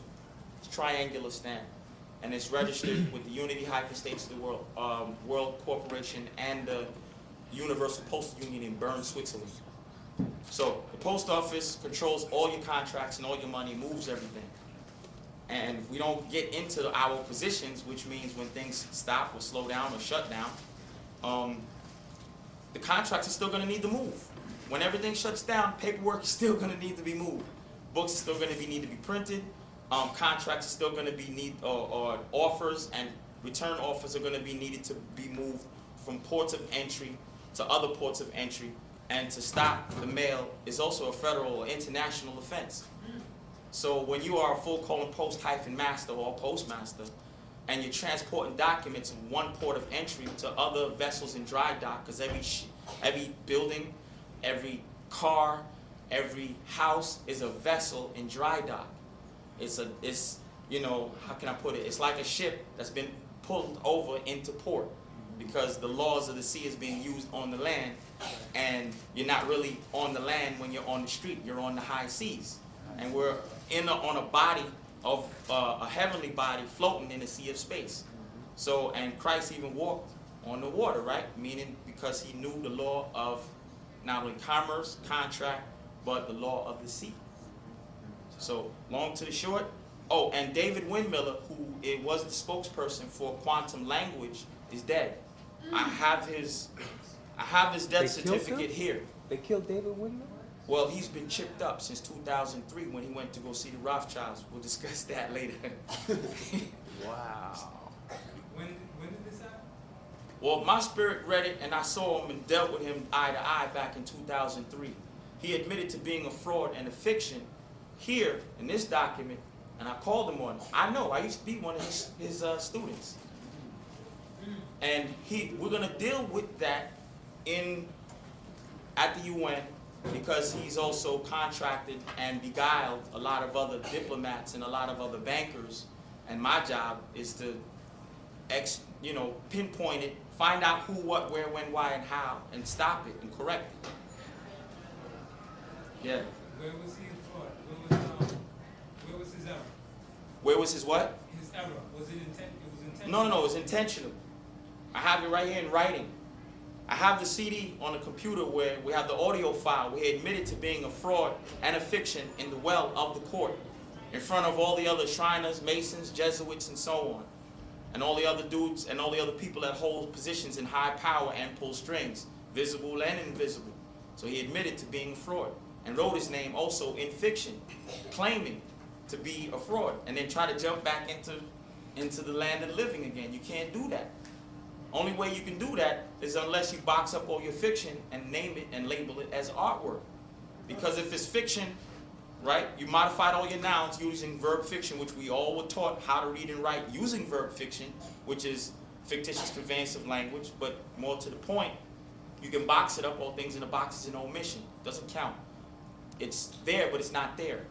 So if it's in brackets or in a box, it's artwork. And the only thing that makes people emotional or make a move or give up their children or give up their house or give up their car or give up their life is artwork, right?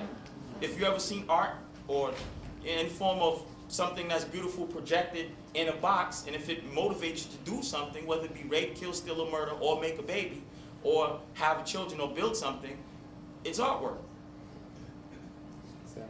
But you can't fault someone for doing it unless they damaged another human being. So if they chose to, give you something for your artwork, it's just another form of contract, but you protected everyone from the word sorcery or the fictitious conveyance of language inside that box. So I know my uncle was kidnapped for 12 years, a very famous graffiti writer named Sir One. And that's the same judge that was over his case, freed Slick Rick. And I notified Charles Rossetti, George Bush, Colin Powell, John Ashcroft, John Snow, you name it, the whole slew. Communicated with them in fiction and in quantum. And they said, all right, we'll let him go. Just make sure your nephew don't write no more paperwork. Even I was kidnapped. But it's not about me. I only got into it because I wanted to help my uncle, and then I wound up learning a whole lot more to it. But the point is, how does all of this improve the quality of your life? Stick to the basics and knowing, not only your history and our story, but the basics is this. Commerce. Balance your books. Get out of debt. Get into real commodities, whether it be food, land, gold, silver, or whatever, and your children. Those are the most precious commodities we got. And don't argue, especially on land that's not yours. You're dishonoring the whole family. Don't do it. Take up the discussion on some land that's yours. Have your babies on land that's yours, so that you control all that is going on. In 2009, pick up another language between now and then and stop speaking English around them because they presume that you got a contract with them. Start speaking through your translators. If you're ever in court, the best thing you could do is don't speak English in court because they can't even go forward. They can't move. They're crippled because you're not speaking their stuff. They got to bring in a translator. They can't. I've seen it. So I hope I was able to at least put a couple sparks in you to motivate you to at least get up and put whatever's important to you in your face, study it day in, day out, and improve the situation and the quality of your life. And with that, I'm done.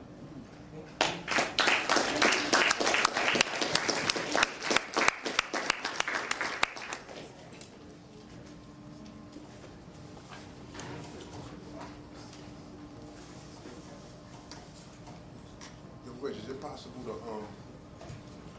tone the lights down a little bit and still be able to see me on the... Yeah, will, So I couldn't do it. I don't know how to do that. I have it pitch black over here.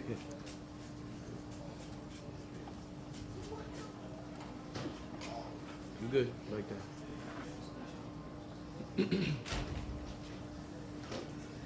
All right, the name of the lecture today, y'all, is called The Original Catholic and Protestant Moorish Nobility of Europe, or Europa. Now, most of us are familiar with the Moors and the history of the Islamic Moors in Spain and so forth and so on, but a lot of us never really delved into the history of the Catholic and Protestant Moors who have a long and deep history rooted inside Europe.